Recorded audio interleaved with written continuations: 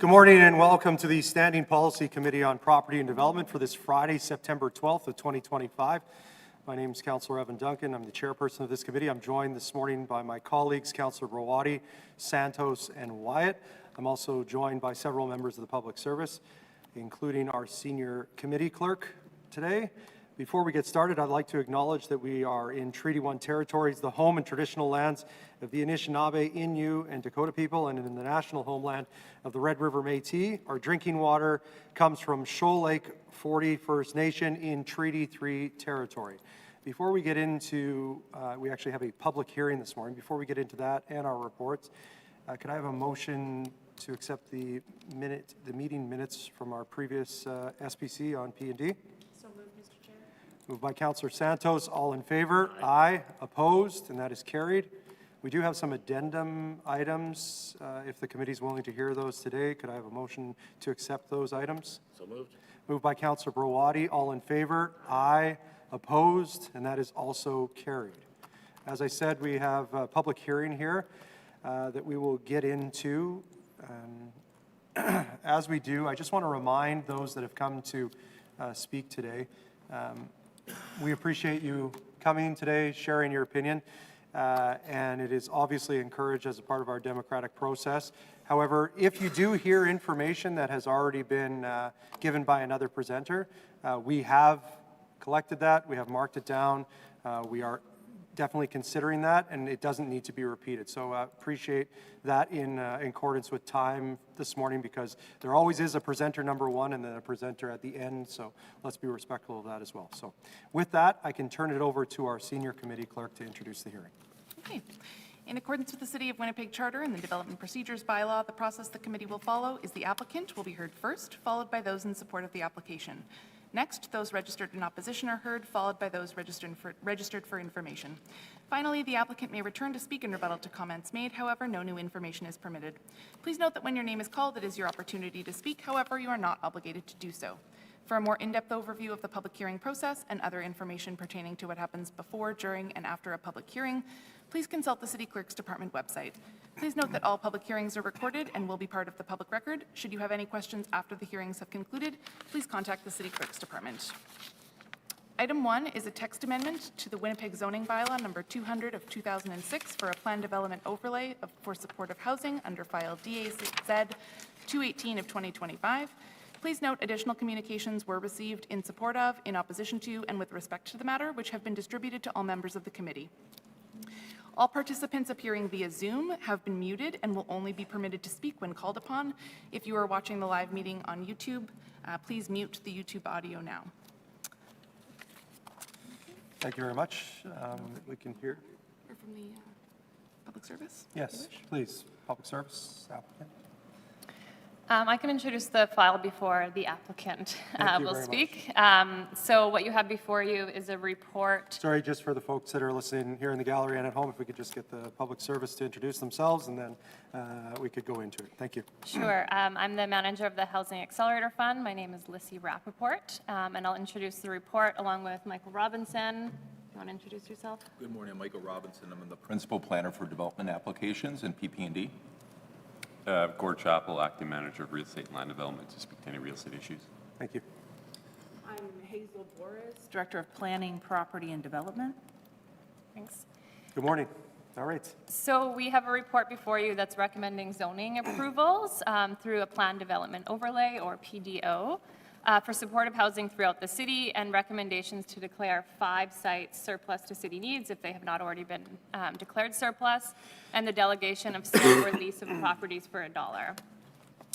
So this report supports the program that the city, who's the applicant, is leading in partnership with the province of Manitoba.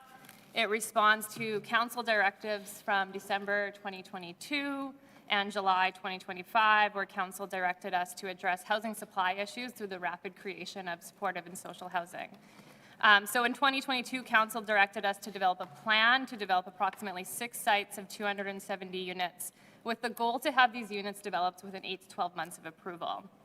So while it's taking some time to build up internal capacity at the city and foster a strong relationship with the province, this report before you here responds to that call from 2022. So it recommends zoning approvals that will enable the development of 5 supportive housing sites across the city, each with 15 to 30 units. These are defined as social housing, as they will be owned by nonprofits and rented at rent geared to income rates. They're supportive in that they will incorporate 24/7 supports on site to support people as they transition between key life stages.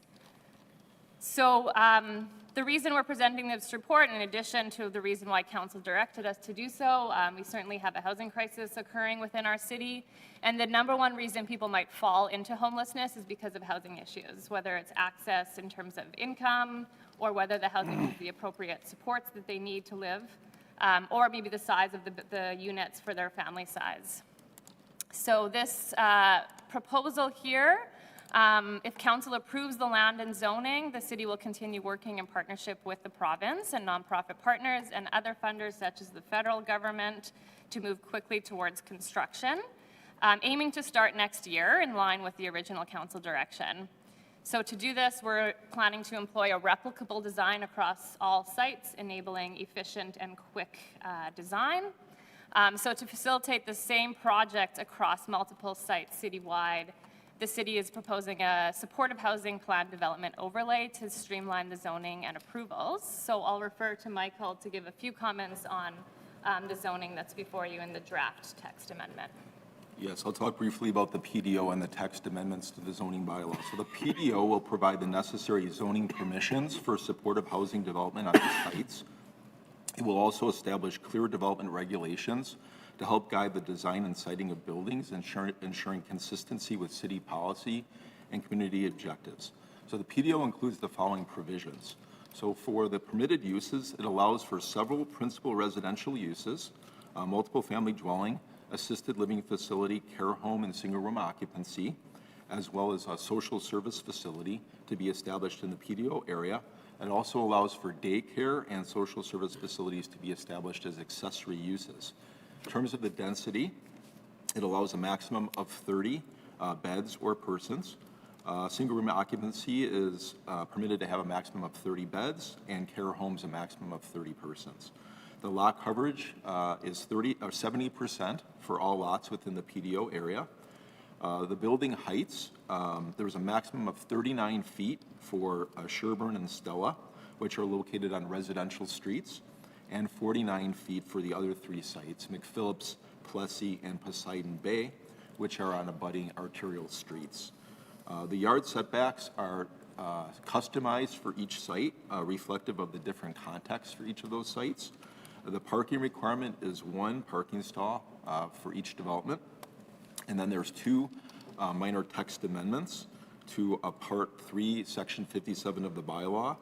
One is to allow the PDO 1 to add to the list of permitted or conditional uses, and the other is to allow the PDO 1 which does not meet the standard criteria for use of a PDO 1. So that concludes an overview of the PDO. Thank you. Any other information at this time from the public service? I can, Sure. yeah, I can just highlight the real estate implications here. So 2 of the sites are deemed parkland, which implies that to transfer the property through lease or sale, we require 2/3 council support. So the report proposes to sell the property on Sherburne and lease the property on Poseidon. The remaining 3 sites are not parkland. So we're proposing a long-term lease on McPhillips and then to sell Plessy and Stella properties, all for $1. Okay. One more thing, if we could add. Please. There's a couple of housekeeping changes we would like to identify. In terms of the yards for, in the PDO, for map 2, I believe, map 1. The yards were reversed for the north side yard and the south side yard. So the north side yard should actually be 5 feet, and the south side yard should be 20 feet. And then in addition, under the list of permitted uses, a social service facility should be added to the list of permitted uses so that it's in both the permitted and the accessory uses.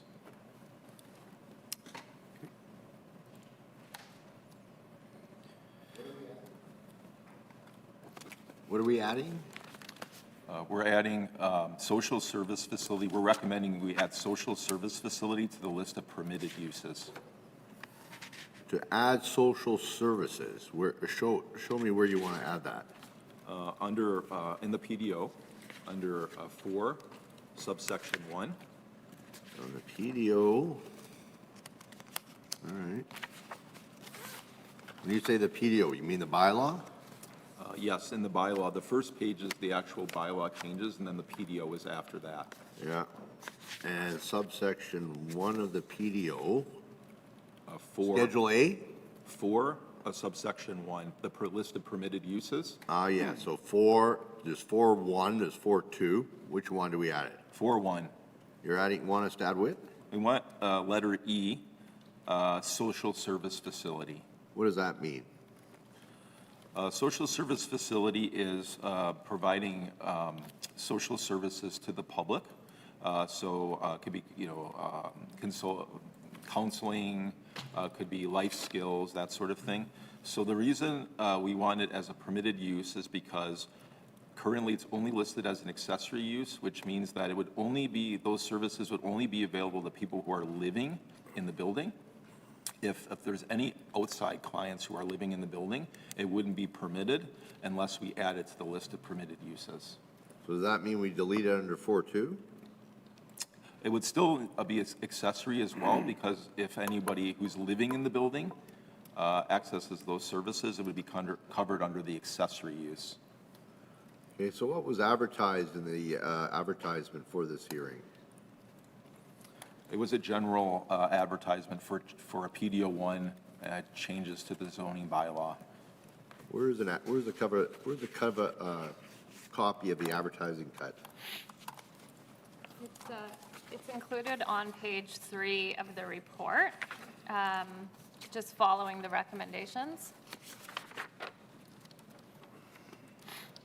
Proposal is proposed amendments to the Winnipeg zoning bylaw 200-2006 to allow affordable and supportive housing to be built on select city-owned lands as a part of a Housing Accelerator Fund initiative. For more information, blank, blank, blank.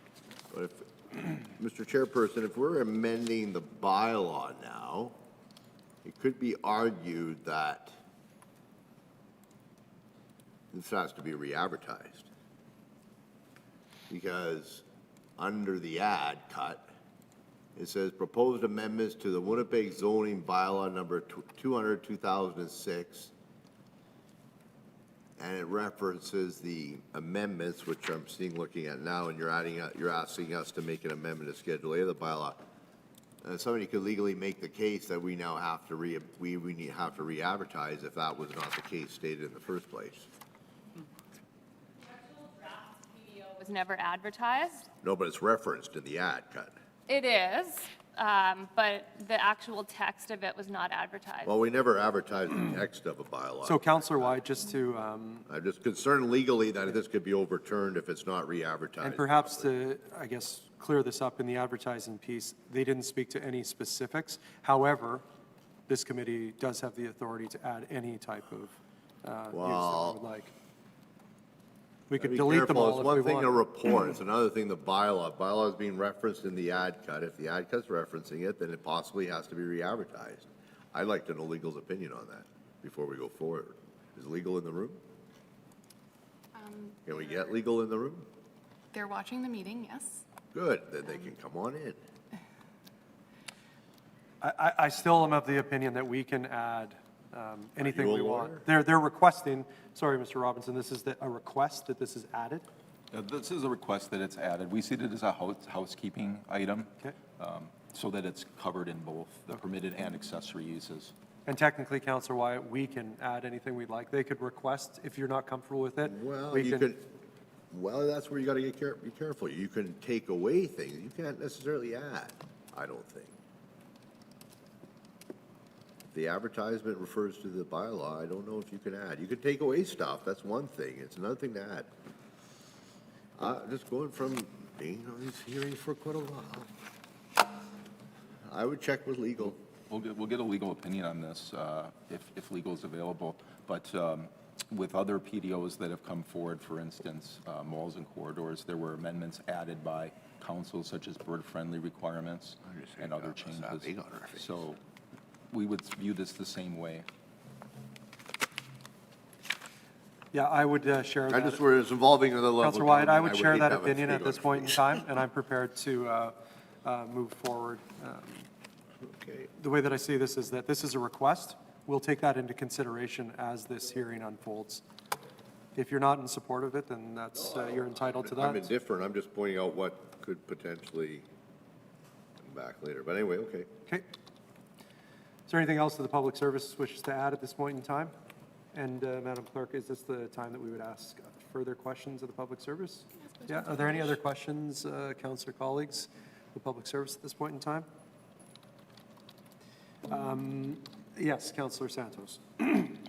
Is the idea that in the future, when we do this PDO bylaw amendment, the city of Winnipeg would be identifying other city-owned properties to declare surplus together with Manitoba, the province of Manitoba?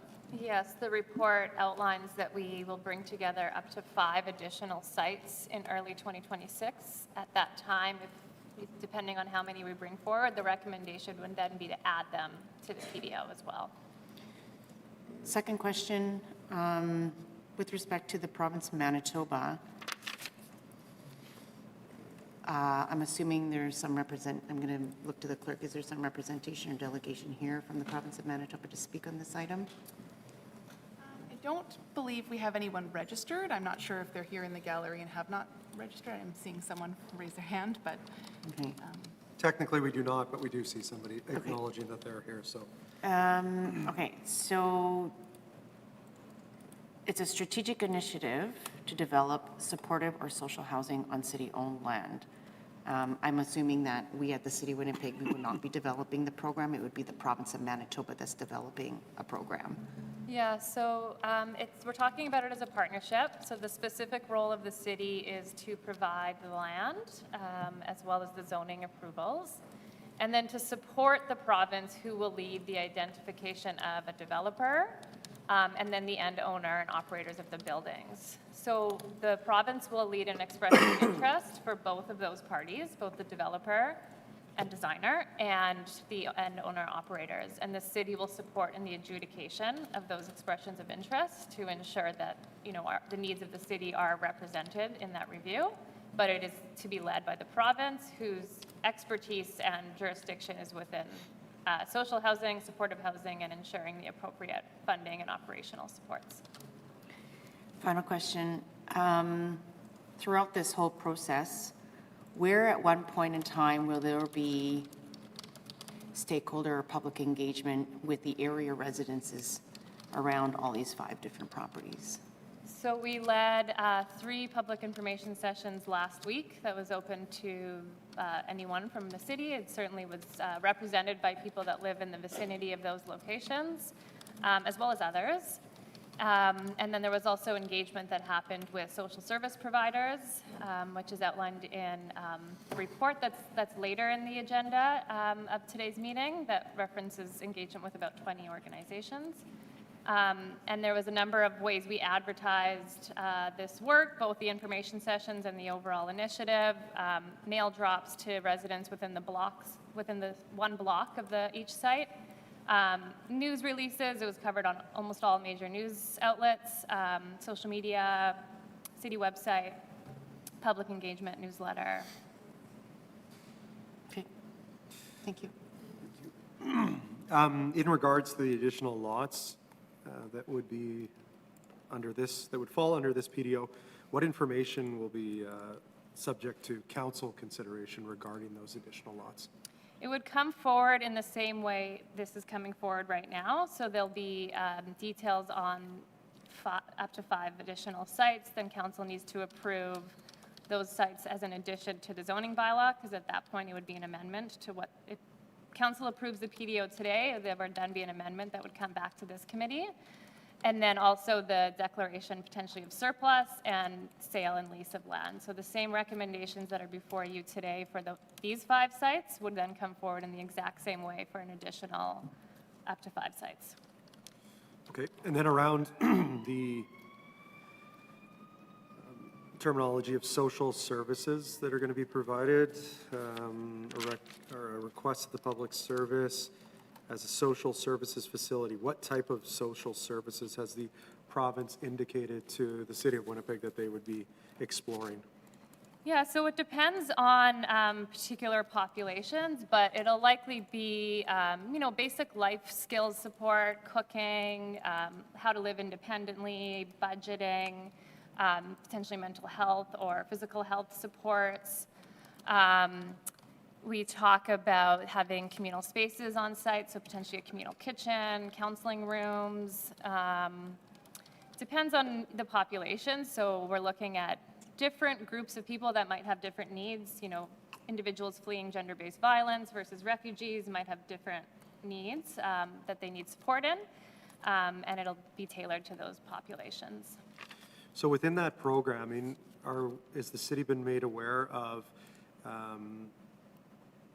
as a multifamily dwelling or care home, I suppose, if there is one of these set up specifically for individuals struggling with mental health concerns, are we looking at certain, as the province expressed to the city, ratios of, if it is up to 30 units, it's going to be all 30 units serving that one need?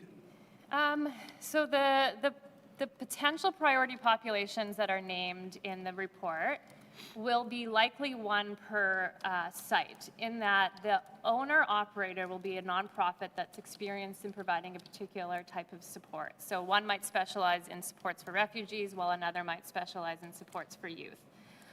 So in that way, those populations will be separated.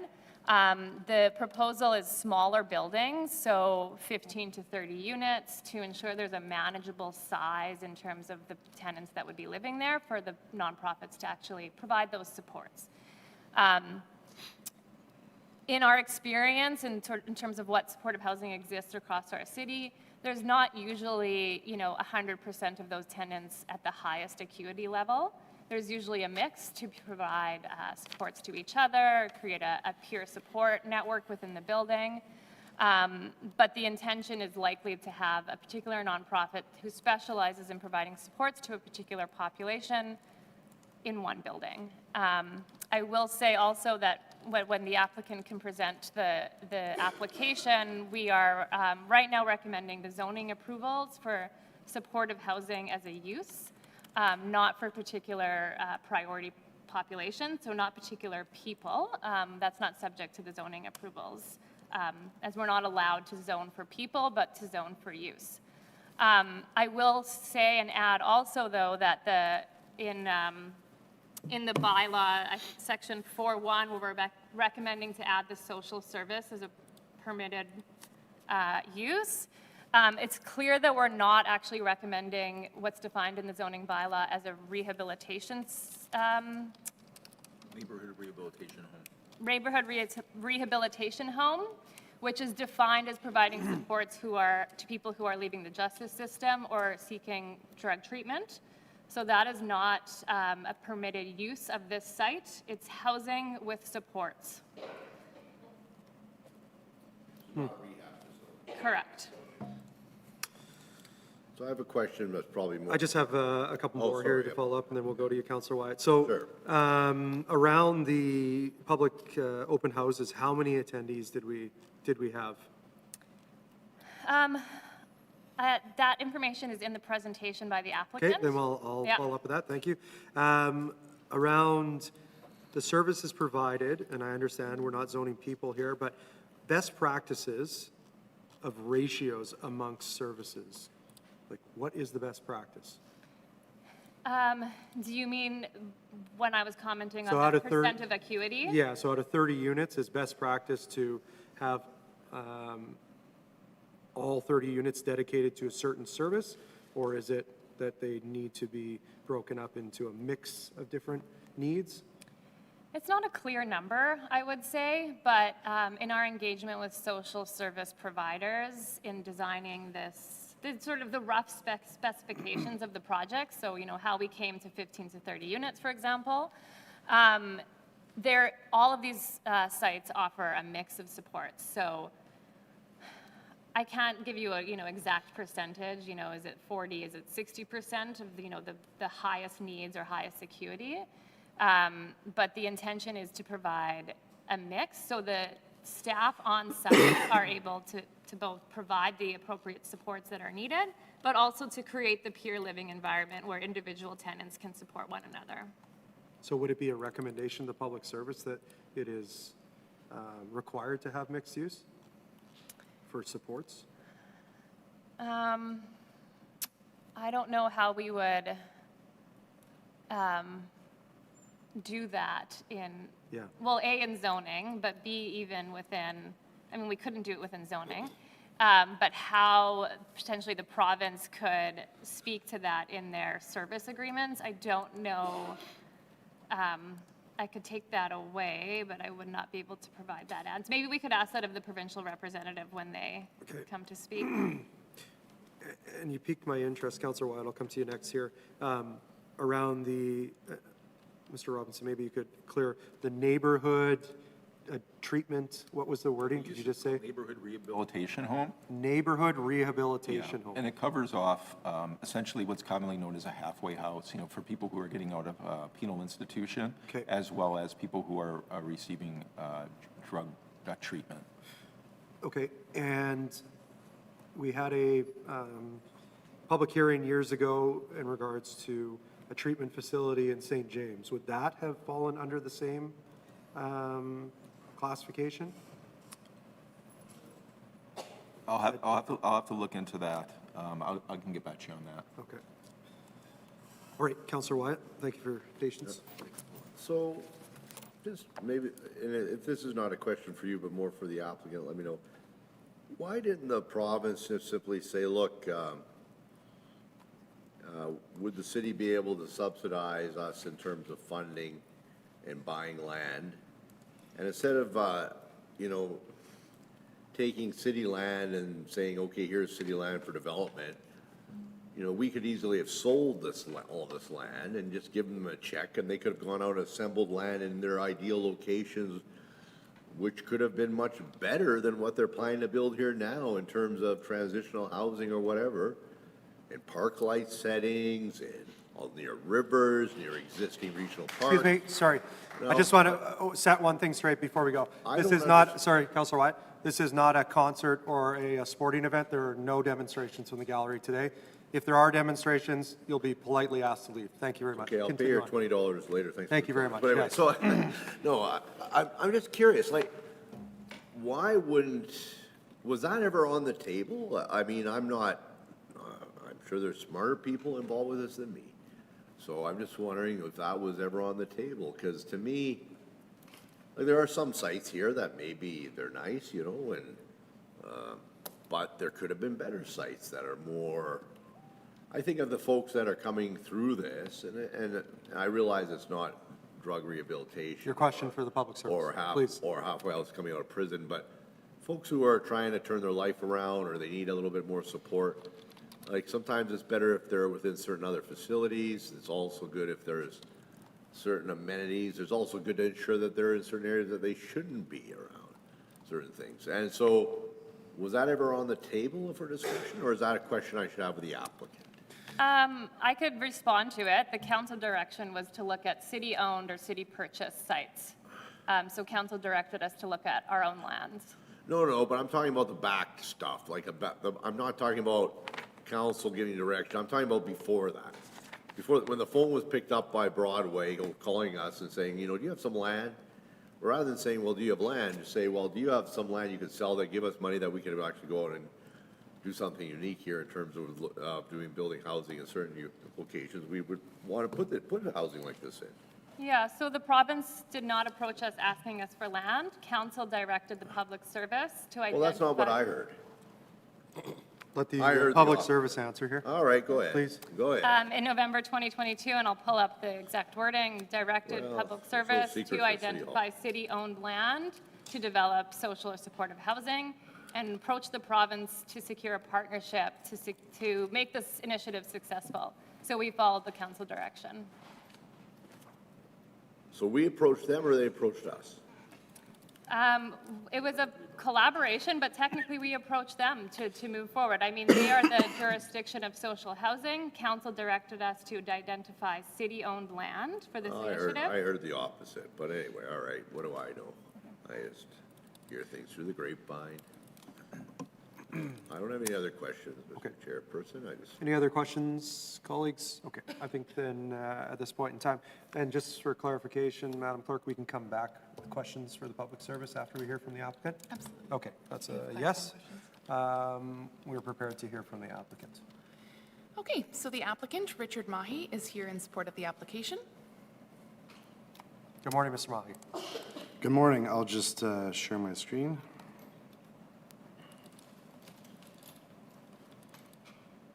Thank you for the opportunity to present today upon this really important initiative and collaboration that we're doing with the province of Manitoba, and I thank you for the time.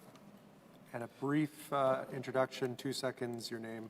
Oh, that's right. My name is Richard Maillet. I'm part of the Housing Accelerator Fund team at the City of Winnipeg. Thank you.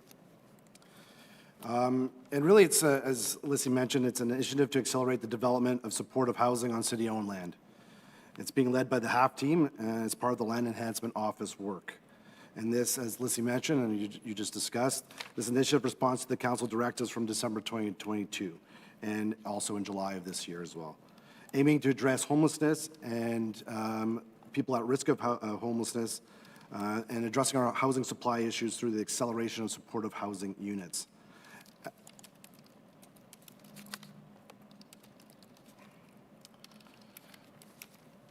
And just a little bit of a background. I think it's important to note, and I just don't want to lose track of this as we have our discussion today, that everyone needs a home that is safe, that meets their unique needs, and that they can afford. We know that we're in a housing crisis, and Winnipeg is not alone. We've been asked to address this issue, and we are looking to respond quickly, and we've identified 5 sites today. We are rezoning the land through a planned development overlay, a text amendment to the zoning bylaw. And we'll be working with the province of Manitoba to find, as Lissy mentioned, partners to design and build the supportive housing, as well as to find experienced housing operators to own and operate these buildings.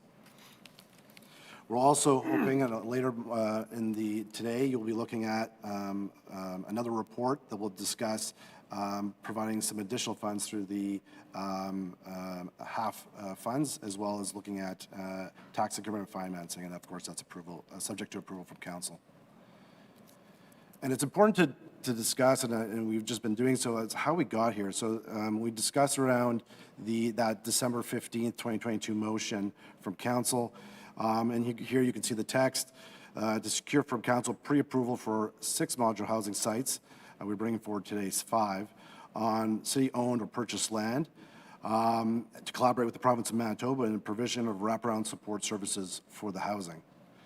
And earlier this year, not too long ago, on July 17, 2025, council directed that the public service bring back a plan for accelerating supportive housing on city-owned lands by September 2025 for approval. I think it's also important to talk about the policy rationale that supports what we're looking to do here.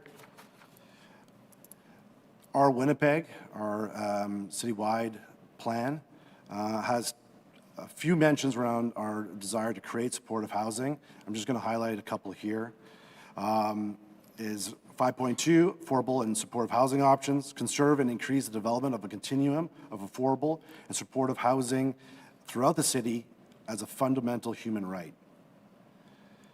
639, affordable and supportive housing options, facilitate affordable and supportive housing in all neighborhoods.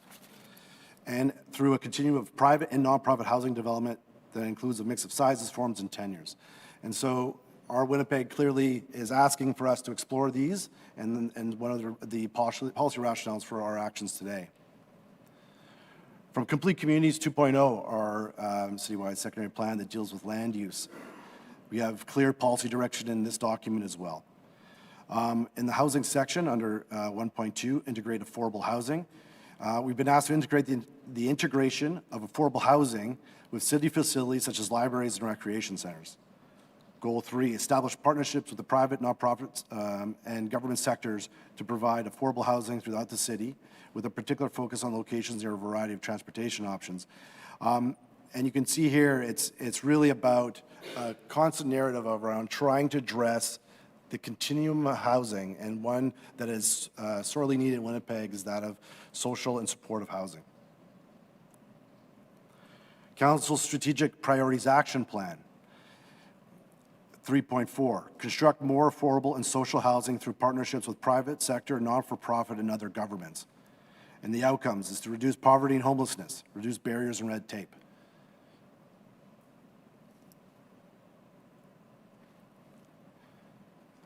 I'll move a little bit quickly. I'm going to be conscious of my time.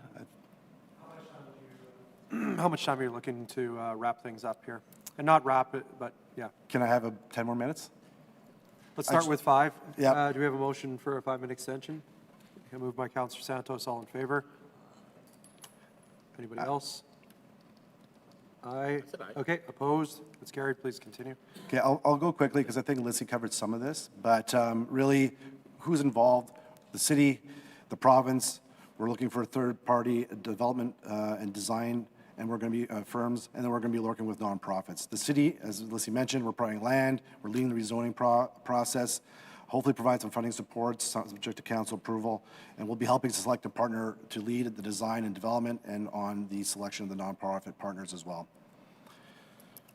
So what is supportive housing? I think it's important to note what it is, which is it's a type of social housing that helps people at certain life stages that are facing challenges in their lives in order to access, keep secure, stable housing. It also refers to housing owned by public or nonprofit sectors. And it helps that people to live more stable and independent and respectful lives. And what kind of supports will be provided? It's going to be, help residents respond to emergencies, manage their health needs, access mental health care, building daily living skills, and connect to services in the community.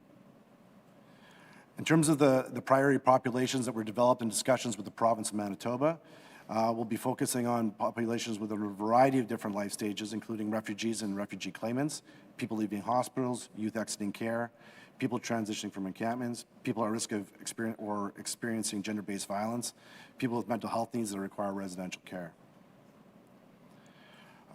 These are some of the statistics on the information sessions. Councillor, you asked about the number of attendees. We had about 173 attendees that formally registered over the 3 days that we did engagements. And here are some of the quick stats from those engagements.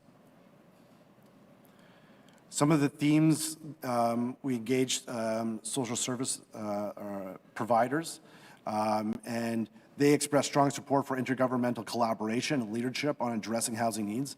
We've heard loud and clear from the general public and service agencies that we need to collaborate between levels of government to address our housing challenges. And if we don't do so, we will not be as effective as if we were to work together. And I think that that's what we're trying to do today. They asked us also to keep the building small, not to have too many people with one type of need living in one building. So that's why we've kept the size of the buildings relatively small. To focus on safety, consider strategies such as lighting, cameras, 24 staffing security, limited access floors, guest policies, and harm reduction principles. They expressed preference for, as I mentioned, 24/7 on-site staffing, need to be trained, trauma-informed, and compensated with appropriate salaries to retain staff. And also some considerations on where to locate near amenity services and near transit options.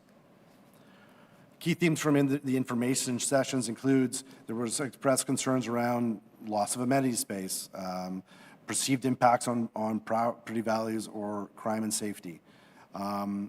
There was also comments on housing and homelessness, a need to support more diversity and density of housing, There's lots of discussions around operations and the need to ensure that the quality of service and funding is in place. And the need for choosing good sites that they're near amenities in the community, access to transit, et cetera. How were the sites chosen? We looked at all the City of Winnipeg owned lands that we own. We looked at it through a variety of different lenses, including, first and foremost, do we have the sewer and water capacity to accommodate the type of development they're wanting to see here? Do we have good access to transit and close to other transit parks and other amenities, near important community services? Is the land large enough to house the type of building that we're planning to build here? And we're also looking to build housing in a variety of different neighborhoods as well. This is a map of the 5 sites that you know. I'll walk quickly through them with my 30 seconds left, unfortunately.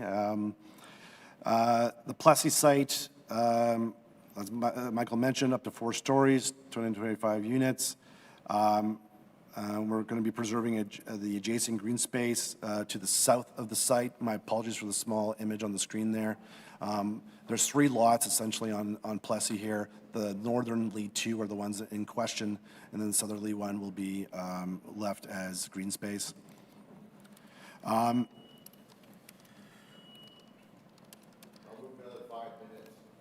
Councillor Wyatt moves 5-minute extension. All in favor? Aye. Opposed? That is carried.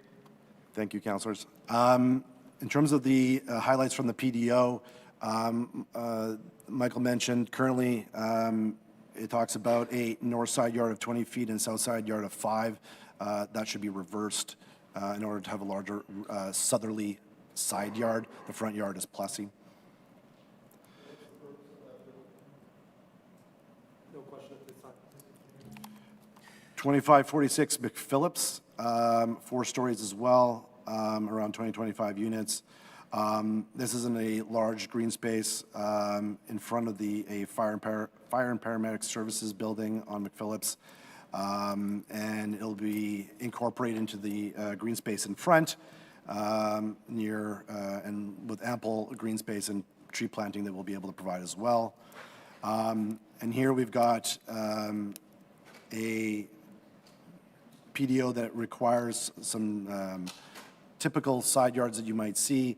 But one of the things I want to highlight here is a front yard that would gradually shifts to be greater, at the maximum 15 feet towards the southern end of the property, and reduces to 5 feet at the northernmost portion of the property. That's because you can't see on the screen very well, but the public right of the property line is not uniform along the McPhillips frontage and goes into the property as you go north, so that's how it accounts for a shallower front yard there.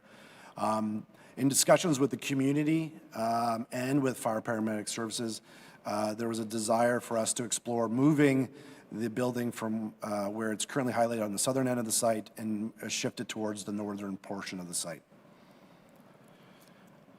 75 Poseidon Bay, this one 4 stories as well, around 20-25 units. Rear yard 25 feet, front yard 10 feet, and an east and west side yards of 6 feet. Sherburne, 3 stories in height, potentially around 15-20 units. Parking would be off the lane. It's a 90-foot wide lot which allows for a very generous side yards on either side of the lot, which is reflected in the proposed PDO, which has a north and south side yard of 20 feet. That assumes a building that's approximately 41 feet wide. This is the Stella property, also residential street, 3 stories, approximately 15 to 20 units. It's a 50-foot wide lot, but it's very deep as well, which can accommodate the development. And here we're looking for a rear yard of 25 feet, front yard of 10, and side yards of 4. In terms of the timelines, as Lissy mentioned, we're here rezoning, creating a PDO for the sites, and then we would be working through the fall and winter with the province on selecting nonprofit partners, as well as the design build as well, and with the goal of construction in 2026. And I'm open for any questions. Thank you very much. Counselor Wyatt? So it looks like all your buildings are kind of look the same. Is it one agency that's doing it all? Our goal is to have, as Lissy mentioned, replicable designs. And so we want to keep the designs as consistent as possible. I should note, and I didn't highlight, is that the images that you see on the screen here are conceptual in nature. We haven't hired a design team yet. Are you amenable to having community committees have plan approval and elevation, landscaping controls? I think that's certainly something that community committees could be considered to be Because involved right in now, that it's kind of process. like ugly, ugly, and ugly, the designs. I think that beauty's in the eye of the beholder, but I think that we're going to go through a design process with That's good. staff, and we're going to, we want nice buildings here. We absolutely do. But we do want a replicable design in order for it to be cost-effective to build, and we don't want to have bespoke designs for each site, because that's just going to be a costly, lengthy process. But at the same time, you're saying that the users of the facilities will be very different. Some will be immigrants, some will be young people, some will be of this background, others will be of that background. So when we want to design buildings that are more in touch with the user, We do, and we've been in discussions with social I service. mean, young people, I think of something that's dynamic and interesting. And, Counselor Wyatt? yeah. Mr. Mahi was going to answer Sure, a question. sure. You Go allow ahead, him, Mr. please? Mahi. Thank you. Yeah, we've been in discussions. We had information sessions with social service providers and getting a sense of what might be needed in these type of facilities. And we received a lot of great feedback, and that helped shape our thinking around how it could be designed.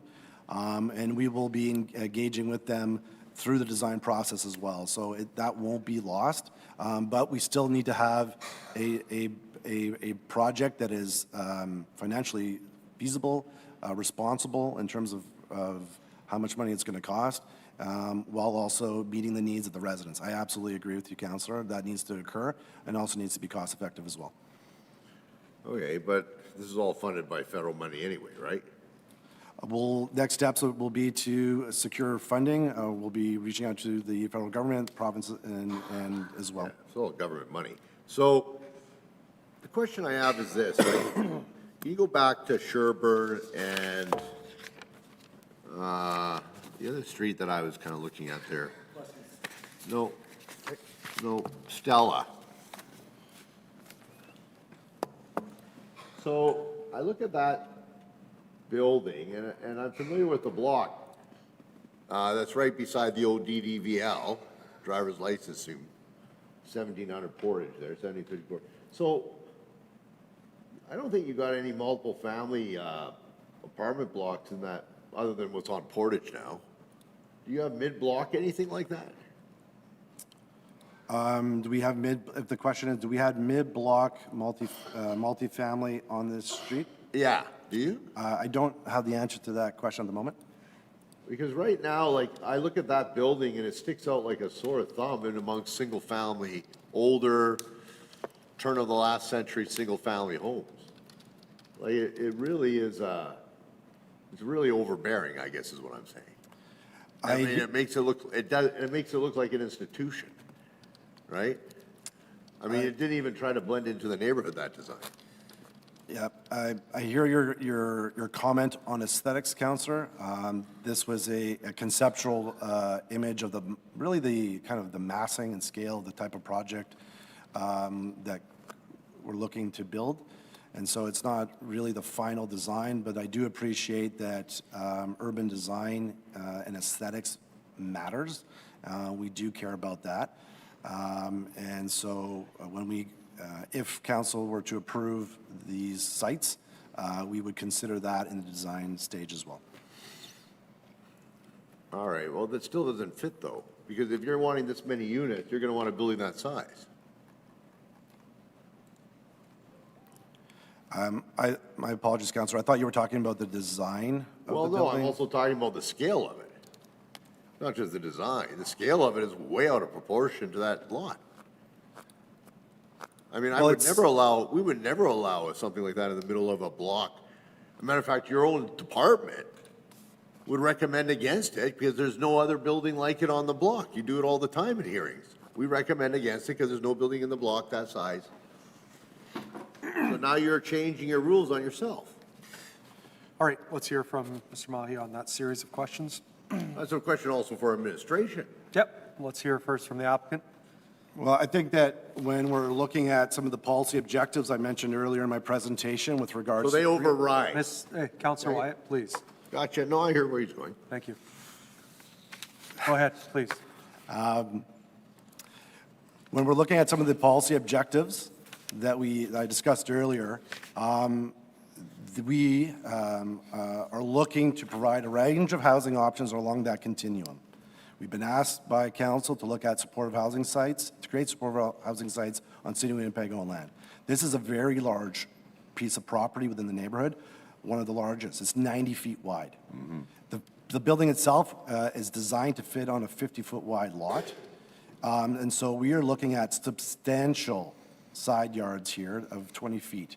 So you're right in that sense. It is, those 20-foot side yards are at a scale from the neighborhood, which are closer in that 4-foot range. And we're providing 20 feet side yards. So I think that there are different types of buildings that can come into neighborhoods. When I look at the size of the building, changes to the 4s and 4s, for example, that were recently passed, these building heights are in line with that. If I look at the side yards, we are well in excess of what is typically provided when we're discussing infill development. So in terms of size and scale, I think that this type of building is not out of character, certainly in terms of lot coverage, than what we see in the neighborhood. And so I respectfully disagree with your assessment. Well, I respectfully disagree with yours, because I know the planning department says that if you don't have a building of that size and scale mid-block, we won't support the applicant coming forward on his rezoning. But now the city is a re-applicant, and all of a sudden the rules are waived that are applied to everybody else. And let's be honest, Mr. Mahi, I mean, the reality is, we're doing this for the province. The province should be the one making the application here today. They're the ones wanting this supportive housing. They're the ones who want to get this housing built. They're the ones financing it and pushing for it. Why aren't they the ones making the application?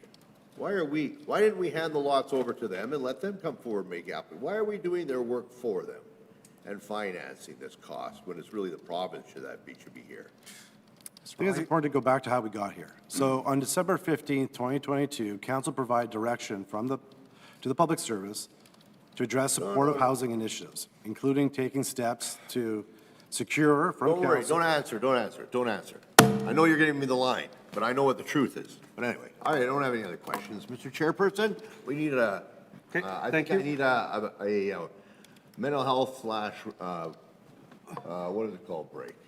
Health break. I just have a couple questions here, and then we'll consider a break here. So you had mentioned keeping the buildings small.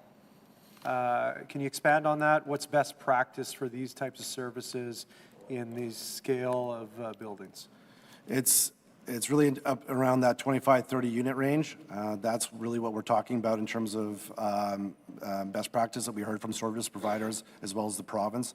And that's what we are intending to do here. And then in the document, it mentions SROs, single room occupancy. We've seen lots of this tried out west, and it was an utter failure where you had essentially indoor encampments with reckless drug use, criminal behavior, all sorts of things of that nature. So when you reference single room occupancy, the public is nervous about that, considering the failed attempts in other jurisdictions. How do we reassure the public that that's not going to be the case in these communities? Well, it's the reason why the SRO is in there. It's not in terms of the how the building will be owned and operated. It's more in terms of how we might design the units. And so we haven't gone through the design stage yet, and so we don't want to box ourselves in terms of how we might design the units. Though we've heard loud and clear that typically SROs have a congregate living lifestyle. and that's how they're designed. Typically, they don't have their own bathrooms or kitchens. That's more of a shared amenity. What we've heard from service providers is that we should be including everyone having their own bathrooms, their own kitchenettes, so that they really have their own independent living. And so that's our goal.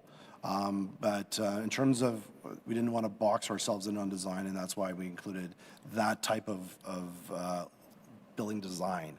But in terms of how it's owned and operated, we're going to have on-site staff. It's going to be, it's not an SRO in that sense. Okay, I have a couple other questions about the buildings, but you, pardon me? Yeah, we can take a very brief Thank you. break here. We're not Thank you. going into the 20-minute range. We'll see you back here at 10 minutes to 11.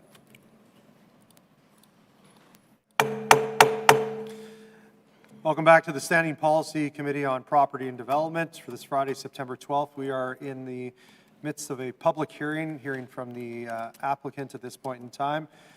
When we left off, we had a series of questions. I actually had a few myself. If there's anybody else, I'll yield my questions to them to begin with.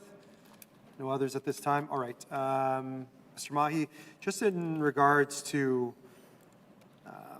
why are we not using, or why is the province not suggesting using existing buildings for this? Well, this is really a C Winnipeg kind of led and collaborative initiative that Yep. we're following council policy or council direction on. I'm sure that the province of Manitoba, through their own housing strategies, are looking at their portfolio of properties and looking at things like existing buildings. But in terms of, for us in this program, we've been looking at C Winnipeg owned properties. So it's been brought to my attention that this is just not a feasible project from construction of new buildings perspective. Is development community often comes forward with applications, and really for this type of scale, it would be hard to make it feasible with anything less than 50 units. Yeah, I think whenever you renovate or retrofit a building for a very kind of specific use that we're talking about here, like it's really challenging. New construction, in order to do the design you want to do, I think is easier and probably more cost effective in my mind. But I would certainly encourage you to ask the question to the province regarding what they've been exploring on their initiatives. But I think new construction is certainly the way to go with regards to this kind of project at this scale. And then, again, I'm not expecting you to be able to answer exactly what the cost would be, but is this ever going to get off the ground if it's not feasible to actually build these? Because the unit count is so small and...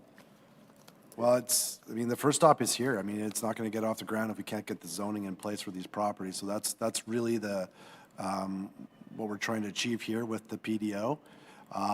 And after that, we've had some great dialogue with the province around capital and operating funding, and more discussions are needed with the federal government. And we're encouraged that we'll be able to build these buildings. Okay, and so just in regards to working with the province on this, on a few occasions you had mentioned, should this be passed, you would go back and you'd work with the province on what uses, I don't want to put words in your mouth here, what uses would be taking place in each of these buildings.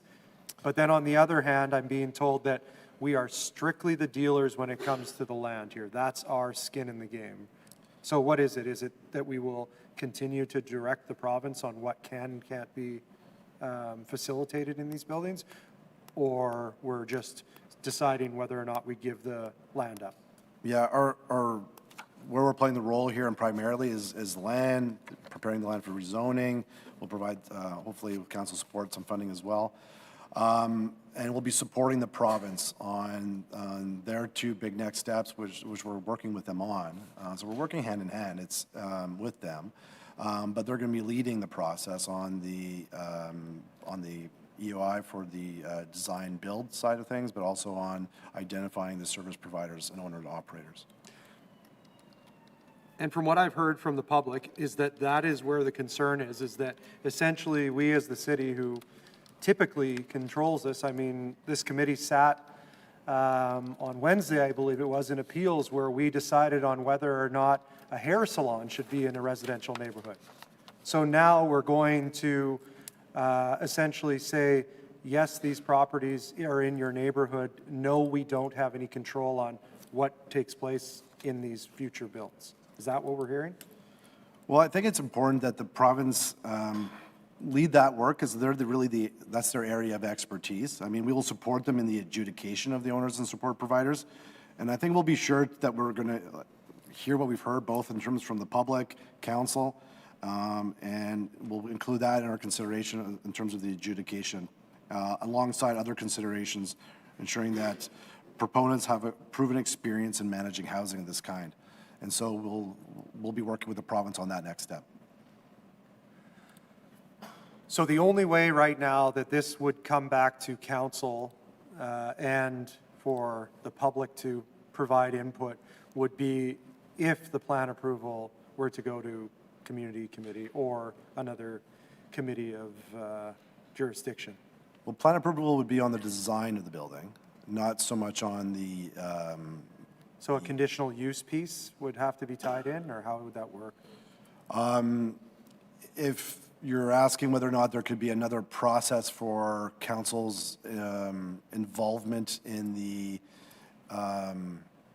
selection of providers, as if that's what I'm hearing, I think I'd let the administration speak to that. What I'm trying to say is that the community wants to know what's in their neighborhoods. And we don't have those answers. We're just saying that we are the brokers or the dealers of the land. The province is going to build and the province is going to facilitate program. Best of luck to you. I wouldn't frame it so much in that way in terms of best luck to you, but I certainly would say that we're working with the province to ensure that like what we've heard from both council and residents is incorporated into the adjudication. We have to work with and select housing providers and owner operators, and so that's going to help to identify who has capacity within the system, within that nonprofit system to manage and own and operate these kind of these buildings. And we don't yet know how many sites we have, and so it's a little bit, we're, cart before the horse scenario a little bit, that we need to know how many properties that we have, work with service providers to identify which ones that are able to take on this additional capacity, and then find the right fit for each of the 5 properties, or however many properties are approved by council. And so it's going to be a process that will occur at the next stage. But we will, through the adjudication of that process, certainly work with the province to ensure we have the right fit for each of the properties. Yes, Councillor Santos. With respect to the adjudication, what's the timeline? Let's say this goes through bylaw. This is only basically a first reading. Is that correct? We still do have to do a second and third reading, which would probably take us into October, November. The expression of interest goes out. How long does that take? That's about a 3-4 month process. And then we're looking at next year. We haven't even built the land. So I'm kind of wondering how fast is fast? Are we building these homes and then getting people into these houses? Are we looking at a 2-3 year timeline, or are we looking at less than 12 months? Well, we're hoping to begin construction late 2026. And then there's a build length of time for building. And we have to secure financing, and so that's, that might determine how many of the buildings get built next year. And so I don't have all those answers for you today, but there won't be occupancy next year, if that's what you're asking. It's going to be, I think, at the earliest 2027. Okay. So one last crack at it here. How do we ensure that the community knows what is being built in their neighborhood? What services will be provided in their neighborhood? I think that once we've hit the point where we've identified our our service providers, owner-operators for the sites. We've worked with a design-build team to design for each of the sites. And then I think at that point, it would be a good idea for us to communicate with the public around what's coming next. But there will be no formal decision by council to yay or nay that? As currently, how we've applied the recommendations in this report, no. Okay, so, It's an as of right. Yeah, we're creating a PDO to provide. the As of right. Yeah, to right. So this is the application to create the zoning entitlements to do the buildings. okay. So the. Sorry, I didn't mean to cut you. No, it's okay. I'll go to you, Councillor White here. I just wanted to follow this one here. So the public has to understand that if we are to approve this today as it stands, that there will be no further input. We trust the public service to put the proper services in the proper areas, working with the province. That's it, that's all? Correct. Councillor Wyatt? How many open houses did you have in the neighborhood? I'm sorry, I couldn't. How many open houses did you have in every given neighborhood? As I can go back to the 3 information sessions we had last week. One was at East End Arena. We were at the Cindy Clausen, So you had one round of public consultation? Excuse me. correct. Okay. So you're aware that we require developers, when they're putting up multiple family housing projects like this, especially multiple buildings, that it is not out of the ordinary for our, not only our community committees, but our planning department to request that they do more than one round of consultation. They take the feedback from the residents, they go back to them, thank you for your feedback, they try to incorporate their concerns, then they go back to another round. Why was that not followed when we expect that from the private sector? Well, I think we've had to a great deal, we've had a lot of community consultation through both our Winnipeg Complete Communities. We've got direction from council, both in terms of through the SPAP, to really move quickly on supportive housing. So there's been a lot of discussion around the need for affordable housing, social housing across the continuum. And so there's been a lot of community dialogue. Even the July 17th, 2025, we've been directed by council that the public service bring back a plan for accelerated supportive housing on city-owned lands by September of this year for approval. And that's what we've been told to do, and that's what we have done. I hear you, Mr. Mahi, but you see my point about how we tell private developers to do one thing and we are doing another. I'll certainly let the administration talk about what is required in terms of. No, but you're the applicant. You've asked what the city requires, and the city Well, I'm just administration saying is as here the to answer those applicant, don't you questions. think you should be consistent with the private sector? I think that if you ask what is required, I'll just let the administration speak to what is required in terms of public engagement. Well, But I I think that what we've tried to do is inform residents of the project, what we were trying to do, the types of, like the process that we've tried to do in terms of bringing all the 5 sites forward at the same time. It's a transparent process of what we're trying to do as a program with the province. I think that we had provincial staff come out to each of the information sessions to be able to answer those questions. Given the amount of people that showed up and with the lively discussions we had at those information sessions, we heard loud and clear from residents. And now it's time for council to decide what. Well, that's easy But for you to how to say, proceed. sir. That's very easy for you to say, but the reality is what you basically have outlined to us is you basically had meetings to tell them what you're doing, not to consult, not to ask their opinion, but to tell them and inform them this is what we're doing. Thank you for coming to our meeting. Because there's really not a consultation process now, it's basically a dictatum.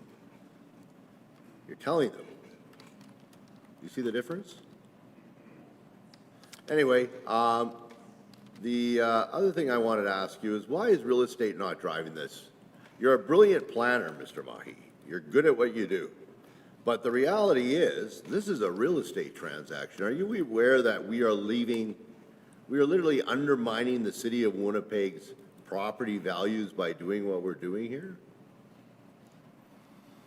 And I'll give you the one example of the one property up on McPhillips. Then you'll let him answer. Please. Sure. I mean, we right now own a multiple acre property that's right now occupied by our fire paramedic service for the purpose of training center. It's on prime commercial real estate that sells upwards of $1 million an acre, if not more, when those transactions happen.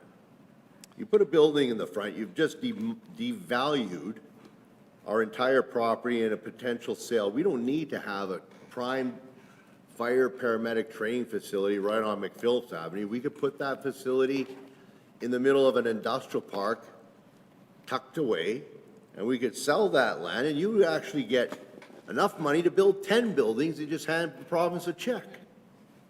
Why is real estate not driving this transaction? Why are we turning it over, and why are we undermining the city's real estate valuations across the board by putting these buildings up and not selling the land for highest and best use if we are truly concerned about affordable housing? I would prefer to cut a check to the province and say, you go find your land now. By the way, you can build 10 buildings thanks to the fact that we sold our land for highest and best use. And on top of that, we're probably going to get, property taxes out of them, which we're not going to get out of this. Right? I mean, I guess what I'm saying to you, sir, is why was real estate not tasked with leading this up? And maybe it's a department question, maybe it's not fair to the applicant, maybe it's something to the Hazel Boris. Why was real estate not tasked with leading this? Okay, the question. Because frankly, this makes no sense whatsoever what we're doing right now. We're just shooting ourselves in the We'll give foot and Mr. Bobby undermining an our opportunity to valuation answer that of question. principal real estate in the city of Winnipeg. I've never seen something like this before. Thank you, Councillor Wyatt. Mr. Mahi, if you wish to answer, you can defer to the public service.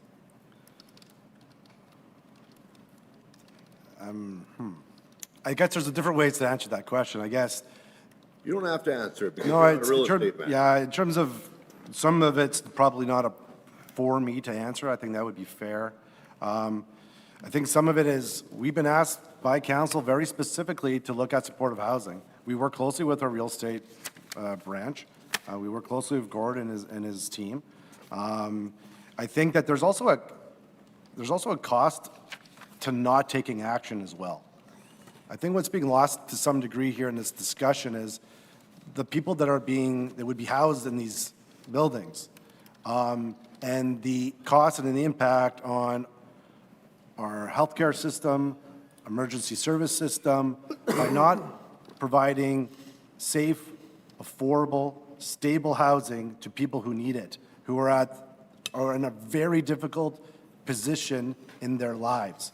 That has a cost too, and I think that should be included in these discussions because it's being lost.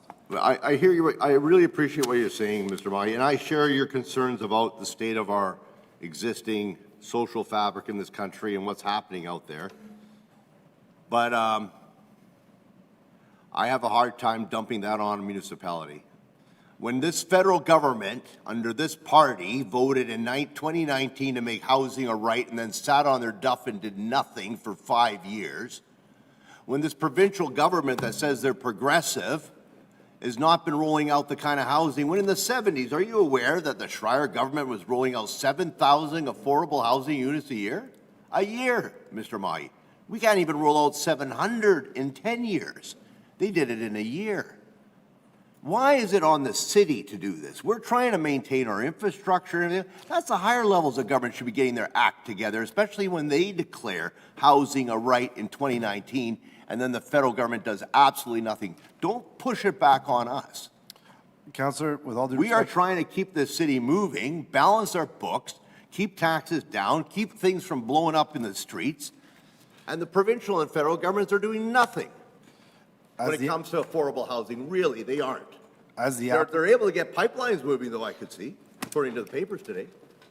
as the applicant we're not pushing anything on council. Council's asked us But to bring don't try to forward. put it on us that it's our mandate to do this. This is not our mandate. We're doing this out of the goodness of our heart. Direction was given to the public service I too. hear you, Mr. Chairperson, but the federal and provincial governments have been sleeping at the switch for years. It is time for them to wake up. They're going to have social revolution on their hands. Are there any other questions for the applicant at this point in time? No, I don't have any. Councilors, seeing none, we can go back to the public service. I think there were several questions that needed clarification. Any of the questions that were posed that were deferred to you, if you have any answers, we'd appreciate those. And thank you, Mr. Mahi. Do you want us to refer to what, to respond to why this was not, do you want us to respond to why this was not a real estate-led Sure, that can be the initiative? first point. There were several where, So, I mean, the city is the applicant, and the administration is sitting here. We have representatives from the Housing Accelerator Fund team, myself, from the Office of the CAO, and our partners at the Planning, Property, and Development Committee, Planning, Property, and Development Department. So we have planning and real estate and the director here sitting in support, and this has been a collaborative effort led in partnership between housing planning and real estate.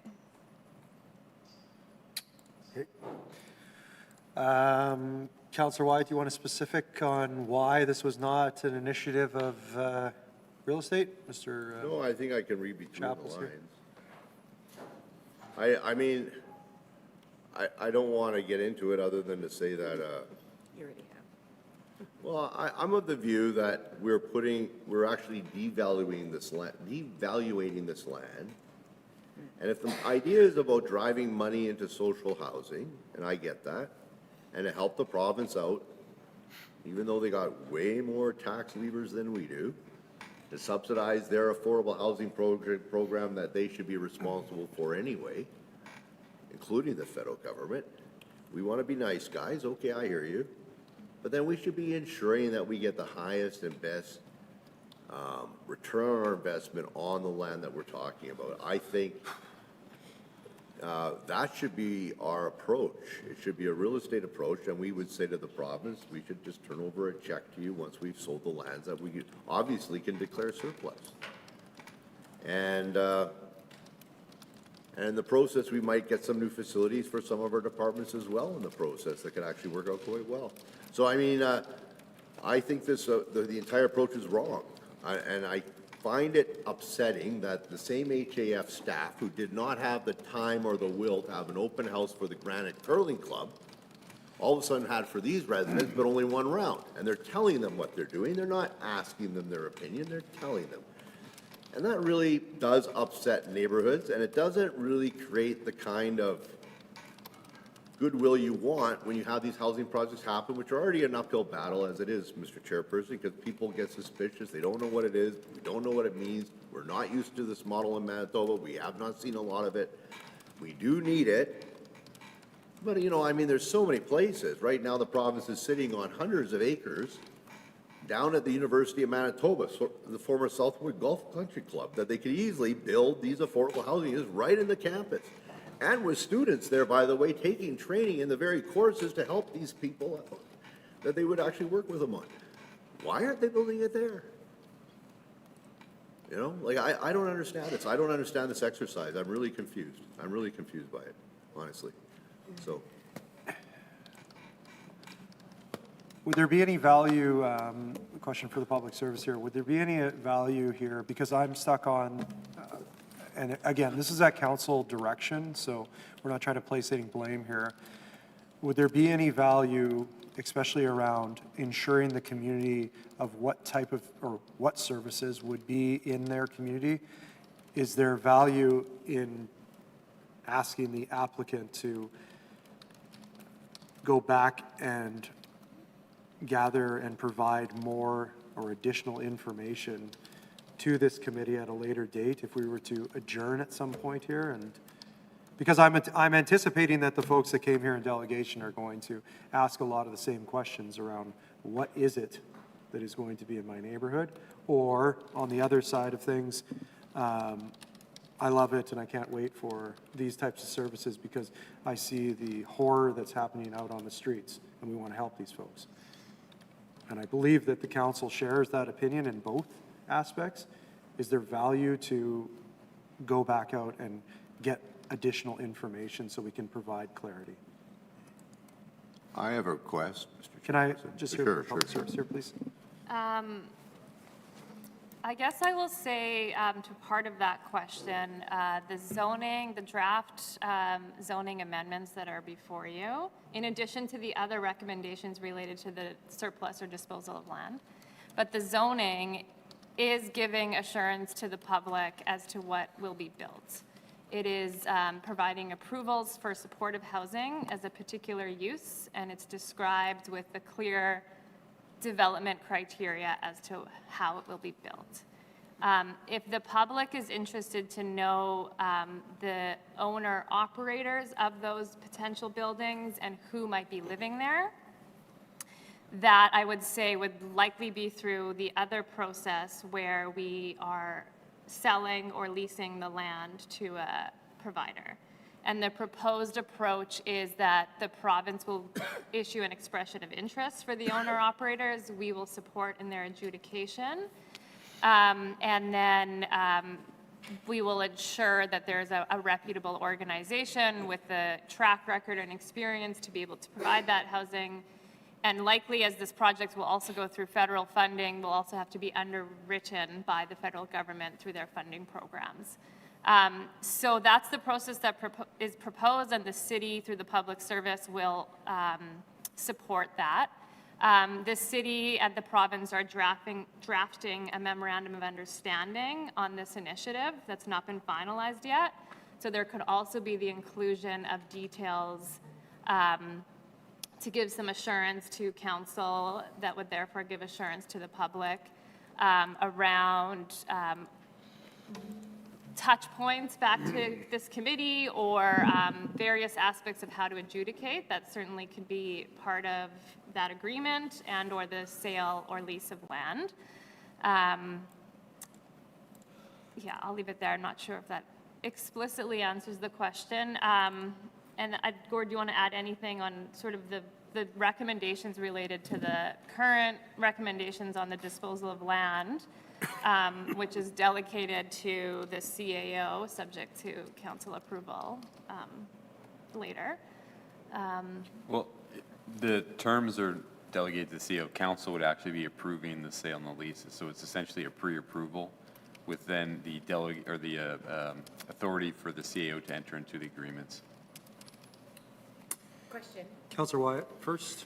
Okay, I break down the process in 3 steps. 1, we have the land. And how do we deal with the land, and are we selling it, are we leasing it, and who's? Secondly, then there's the development on the land and what's being proposed.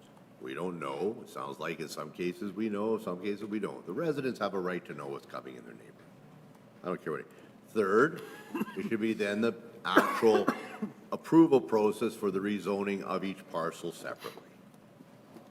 What I'd like to see, Mr. Chairperson, if we do anything, if we're laying this over, I don't know what we're doing, but I would say this, that I would like to see an independent evaluation made, appraisal of each property for the purpose of sale.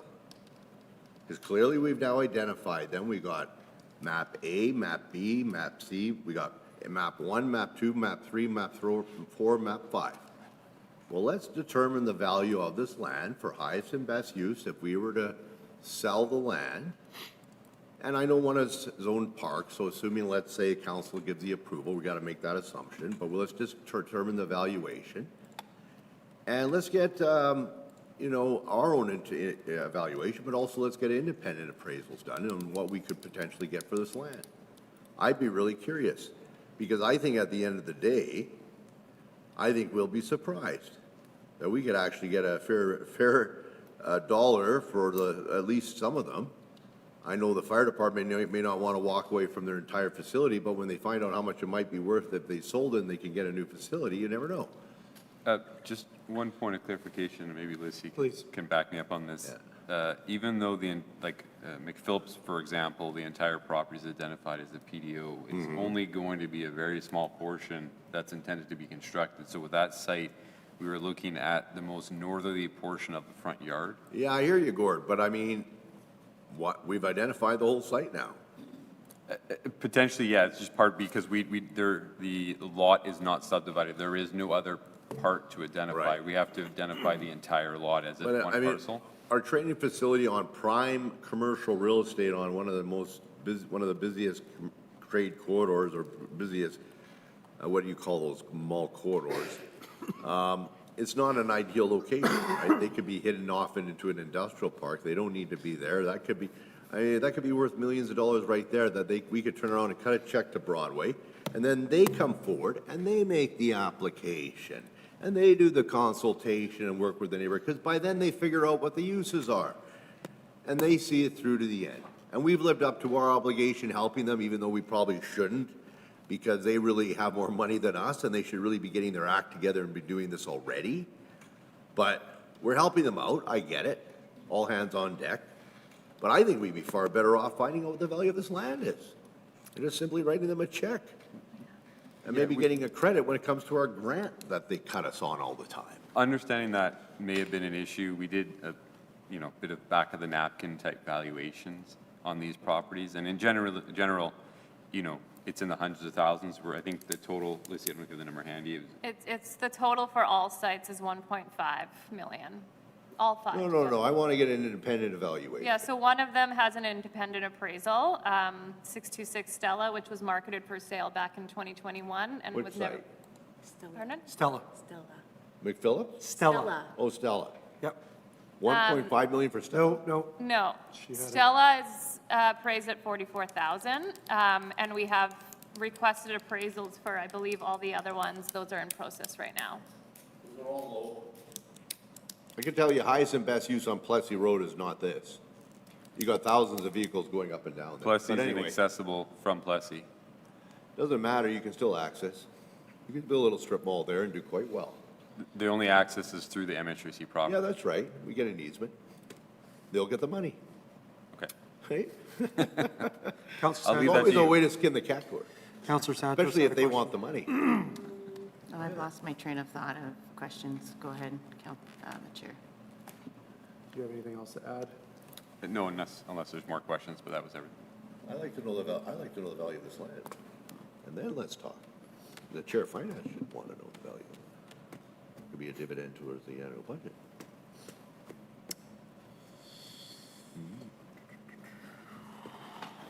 All right, what I'm hearing from Councillor Wyatt is he'd like to know the value of the land. I would honestly like to know more about what exactly is going to be in each of these neighborhoods. If there's a way to allow the applicant an opportunity to go away and get that information on both sides, I think that that would be helpful. I don't think that that's going to necessarily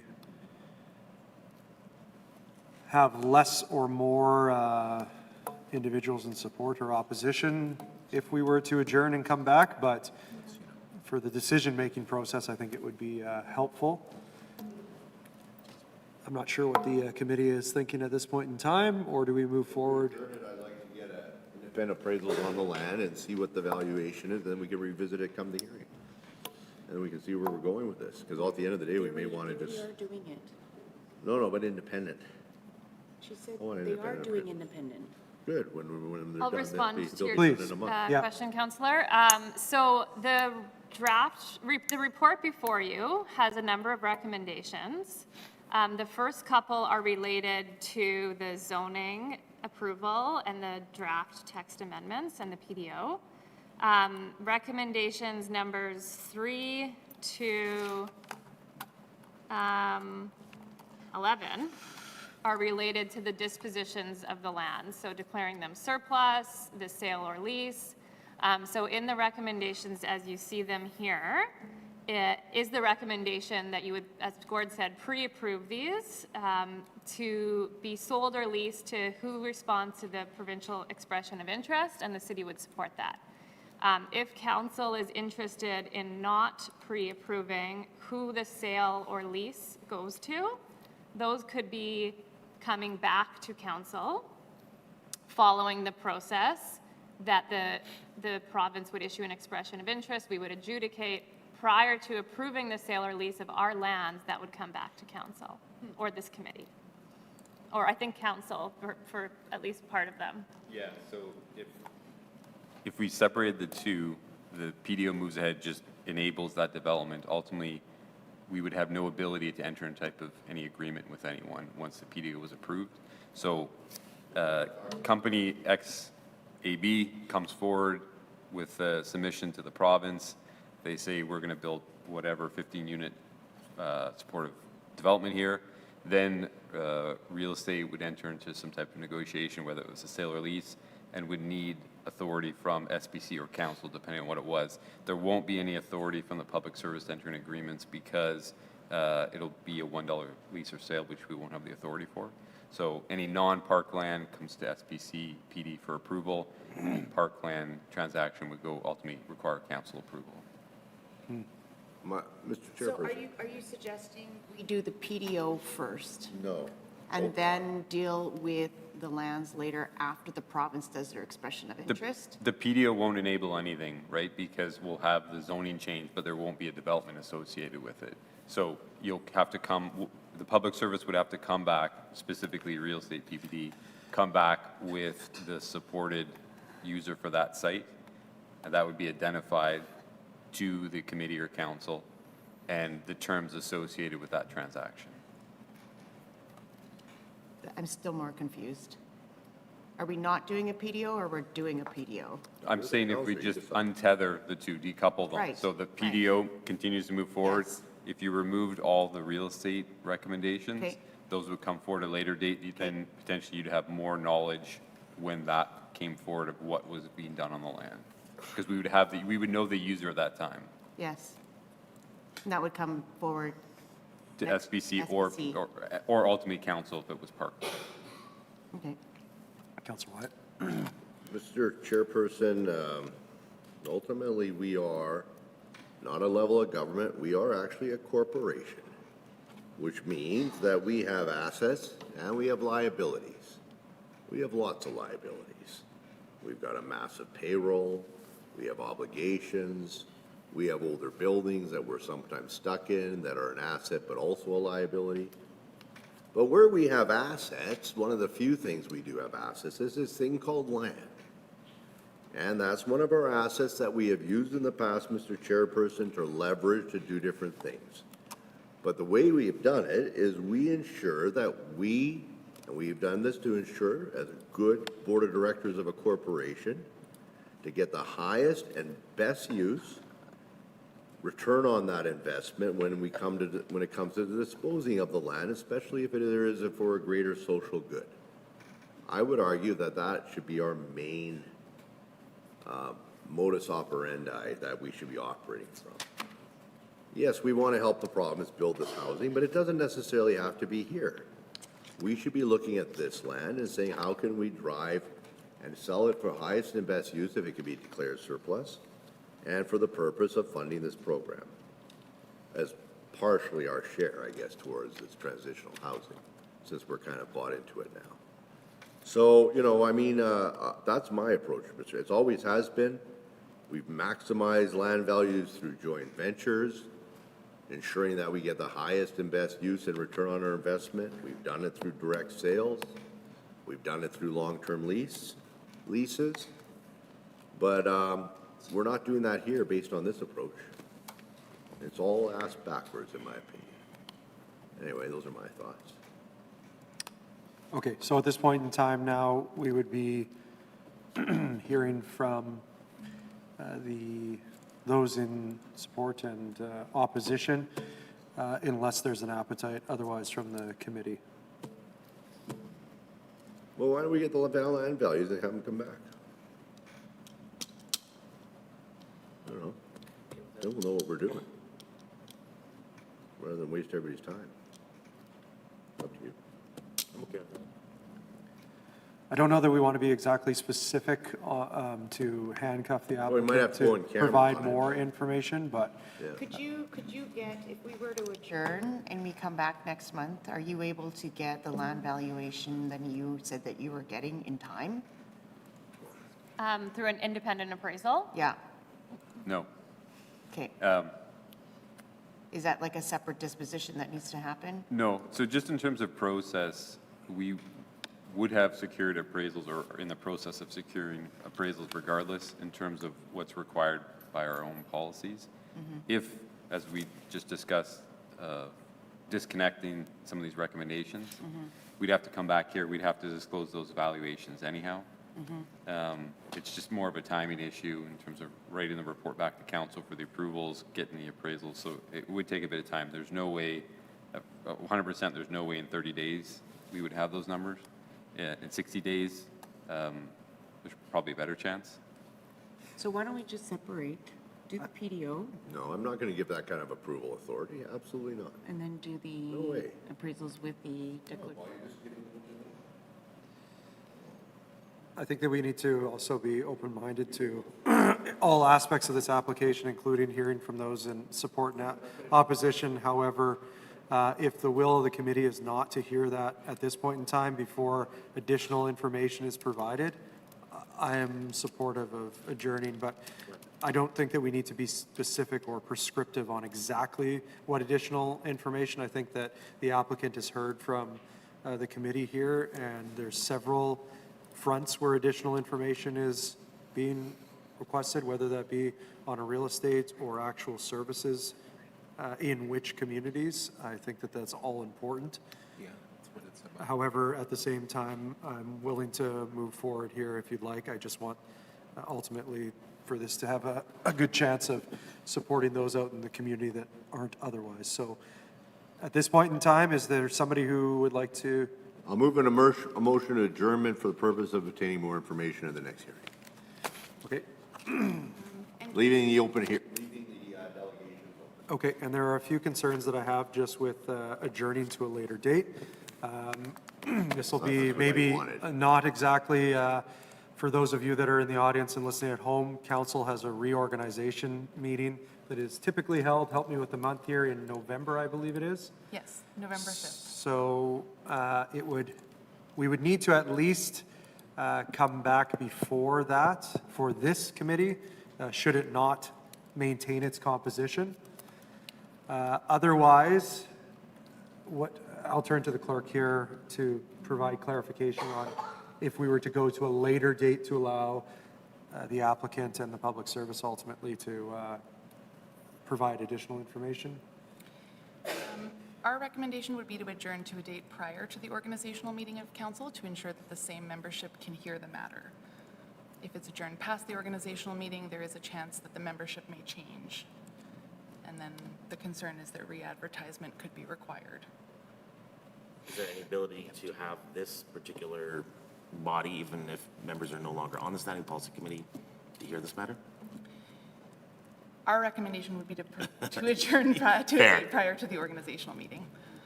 But it doesn't sound like the information will be available in that time frame. Is the problem. I believe the standing committee meets on October 9th and then again on November 7th. Are there opportunities for a special meeting? If there were a special meeting approved, the committee could adjourn to a special meeting date, like past October's regular meeting.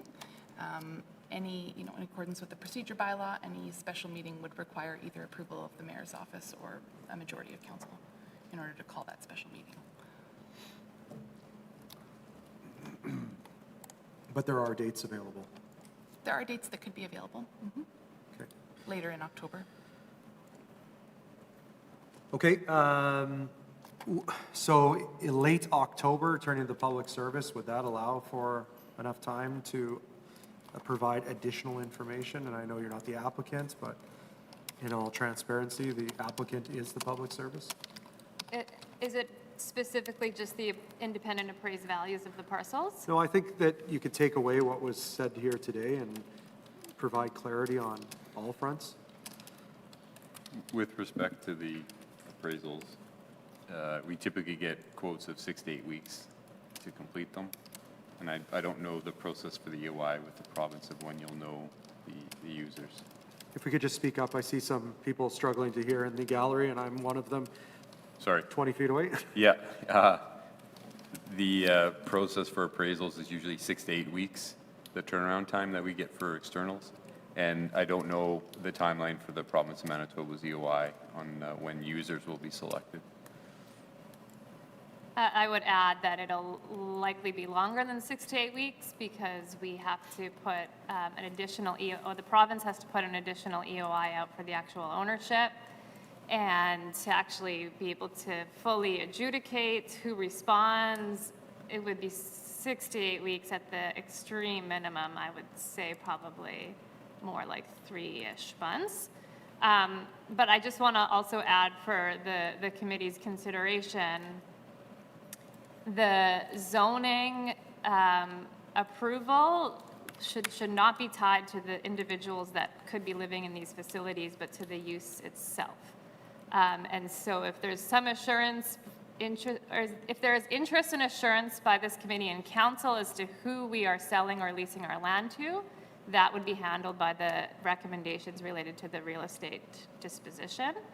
And if there is interest in who might live in these facilities, that is not a zoning issue. It would be a real estate and programmatic conversation. Which is why it's the same end result of adjourning versus decoupling. You will get the same With all due information. respect, that's not our issue either. That's 100% a provincial issue. Why aren't we throwing that back at the province and saying, you're the one who's dealing with that issue? Why are we dealing with that? Why is it on our staff? Why is it on us? That makes no sense. Which issue? The issue in terms of the use and everything else and what's going on and what type of building it is, that's 100% provincial. And that's part of the problem why the residents are probably upset is that they don't know what's coming. Well, the Nobody's told city of them what's Winnipeg is responsible for, the council is responsible for approving zoning and use on land. Yes, but it's hard for us to do that when we don't know what the province wants to really do on its land. We're being upfront with them and helping them with their process. Why aren't they being open with us? I'm a supporter of WALS. I'm not happy. I would say that the draft zoning is related to the use of the proposed buildings. And I believe what council is interested in is the ownership and program element of these supportive housing buildings. That's what I'm picking up from the comments and questions here, but But when will we find that out? When the expression of interest goes out. After we give the approval. Well, that's So interesting. why is it that we cannot, why is it that the applicant cannot just communicate over the next, I don't know how many weeks it is between Just remind now and the people. end of Just remind October, people. call it 6 weeks, and just have the province identify what are the likely, what are the likely services provided at each site? could you expand on the question of likely services at each site? Like, are you wanting to know if it's counseling or? Sure. Yeah, oh, I believe that information would likely be able to be shared by the province within that time, for sure. Like get some sort of commitment from the province to say, wherever, whatever ward it is, here is what is potentially going to be offered in this provincial institution moving forward. In a general sense, I do believe they could, for sure, within 6 weeks, say the types of services that would be offered Yeah. to tenants. I believe they could potentially even speak to that today. Well, what I'm not interested in is a laundry list that ranges from newcomers to those that are struggling with addictions. I want more specifics, just like the residents do. I want specifics on how many individuals, or sorry, how many of the occupants are going to be requiring this service and this service. If there's 30, is it 10, 20? Is it 10, 5, 5, 5? Like, we need to know what we're approving here, because yes, it is dealing with zoning, but there is a trickle-down effect, and at the end of the day, once these are built, the province is going to turn back and say, the city said we could. So That's exactly what's going to happen. if the PDO is a standalone issue, the city is not a developer. So if we were granted the authority as applicant to enable supportive housing on the site, no development is going to occur because we won't have approvals to enter into agreements with other groups if those other recommendations are removed. So again, we end up in the same place I think the committee's trying to get to. So the PDO could move forward, which doesn't enable anything, and ultimately the public service would have to come back with individual reports on each property regarding who we're entering into an agreement with, what the use, that particular use of land is going to be, the services provided, and the terms of that agreement. Because it's our land, so a developer can't just take advantage of the PDO. The city is responsible for the disposition of the land and who can develop it. It's their project. They can lead. You know what, Counselor, I'm more and more confident that if we adjourn today, we can have this information that's being requested, plus we can have the option of dealing with this matter as just a PDO and putting the conditions of coming back to the committee of appropriate jurisdiction, correct? At a later date, whether that be October, whatever, or just before the reorg meeting. Counselor Browadi? I just find this whole process kind of off. I mean, normally we'd have a community committee hearing to do a rezoning, and at the local community committee level, people would hear what the intended use is, there'd be advertisements. This seems really kind of off. So I really do think it's incumbent on the individual applicants, whoever it's gonna be that's gonna be in there, to explain who they are, introduce themselves to the community, and I really don't feel comfortable giving this type of authorization until that information is known. So it really feels a little cart before the horse, as Councillor Wide was saying. This is a rezoning. This is giving new rights to this property to do different types of things in residential neighborhoods. Without being, having specifics, I think this is really just inappropriate for us to be making a decision at this time. So I'd really ask between now and if we adjourn this today, that the province go out there and say, hey, provider X is going to be in the neighborhood. This is the type of services they're going to be doing. These are the people who are coming and going from the property. Until that can be provided, I don't think it's appropriate for us to be making any decisions on each individual property.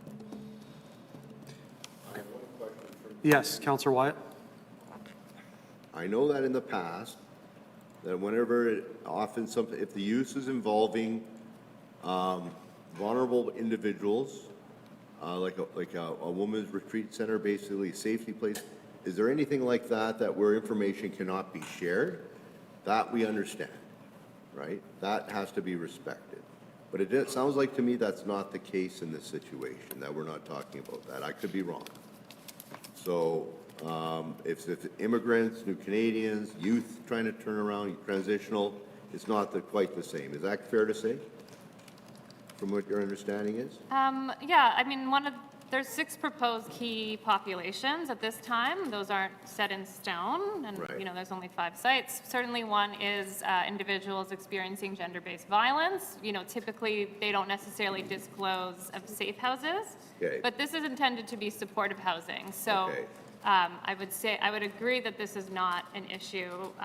And if it is, then we understand that. I think the majority of people in the community understand that, and they want to protect those individuals, right? So anyway, thank you.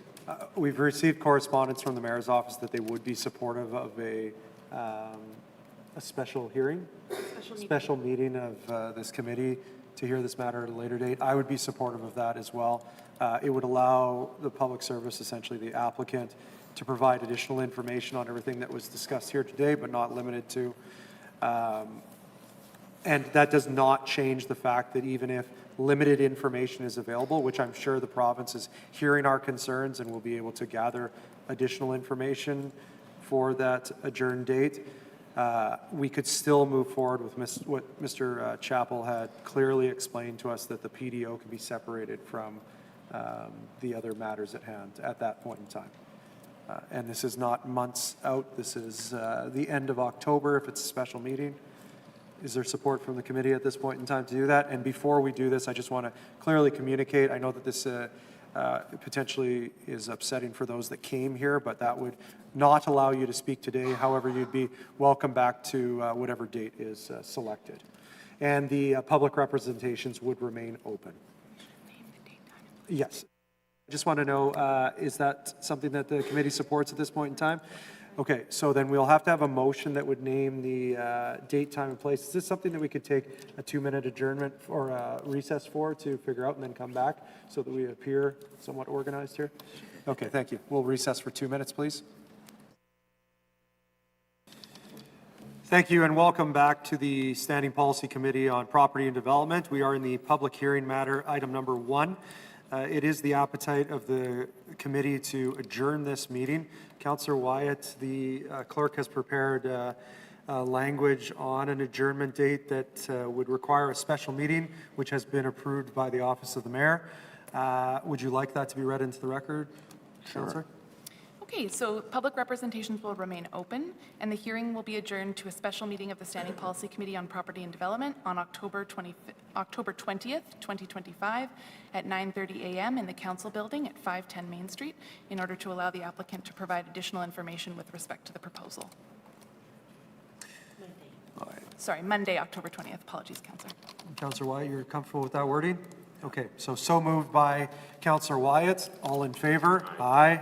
Opposed? Carried. That matter will be heard on Monday, October 20th at 9:30 a.m. We can now move into our reports with delegations. Yes. Councillors, there was a request from Councillor Eady to appear in delegation with respect to item 15, and for Councillor Orlikow with respect to report 6, although if... Yes, so report 6 in our agenda is tied to the public hearing, essentially.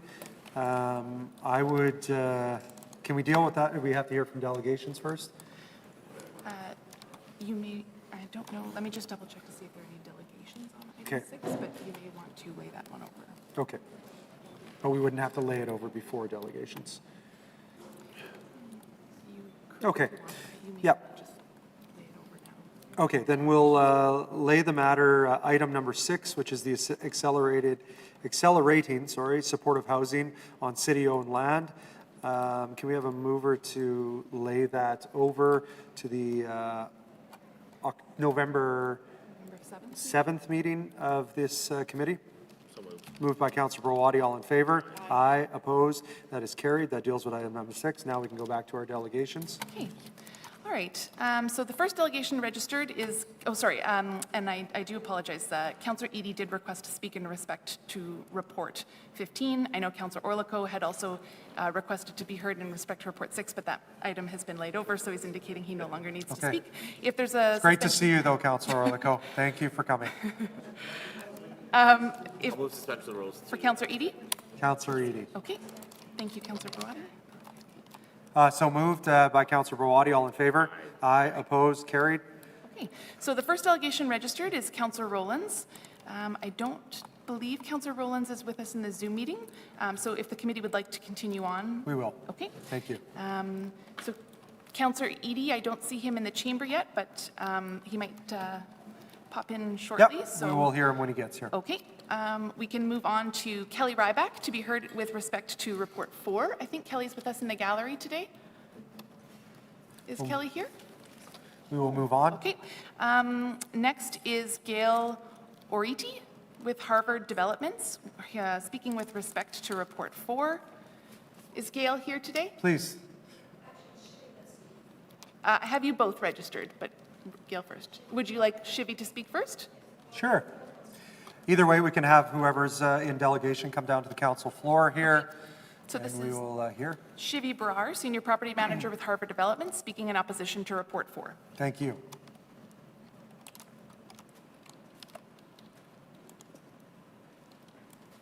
Good morning, Mr. Berard. Oh, we'll get you to stand at the podium. Oh, right here. Thank you, sir. Thank you. I saw the comfy seat. I'm just, good morning, councilors. Just here to make a statement on behalf of 201 Portage and Harvard Developments this morning. 201 Portage, as you know, is located at the intersection of Portage and Main. It shapes the skyline of our vibrant city. The building is home to the largest financial and legal institutions downtown, and these tenants have expressed great concern over decommissioning of the concourse. The core of downtown at Portage and Main provides workspace for over 6,000 downtown workers and amenities for thousands more, including visitors and hotel guests. This is not just the infrastructure. It's a vital economic engine that supports connectivity and overall vitality of our downtown core. From spring to fall, and even in the transition seasons, The concourse serves as a vital pathway for those who frequent downtown. But downtown Winnipeg is on the rebound, with workforce returning, new restaurants, improved security, and new residential occupancy. So Winnipeg must invest in assets that make its downtown livable and competitive, or we could risk losing its next generation. The buildings connected to this concourse contribute over $12 million annually in property taxes. And like many other Canadian cities, climate-controlled walkways are more than just a convenience. They've become essential infrastructure for winter. Closure would have a serious and negative impact on the retailers downtown, and many of our tenants have begun to question the viability of downtown and their offices in it should such an action occur.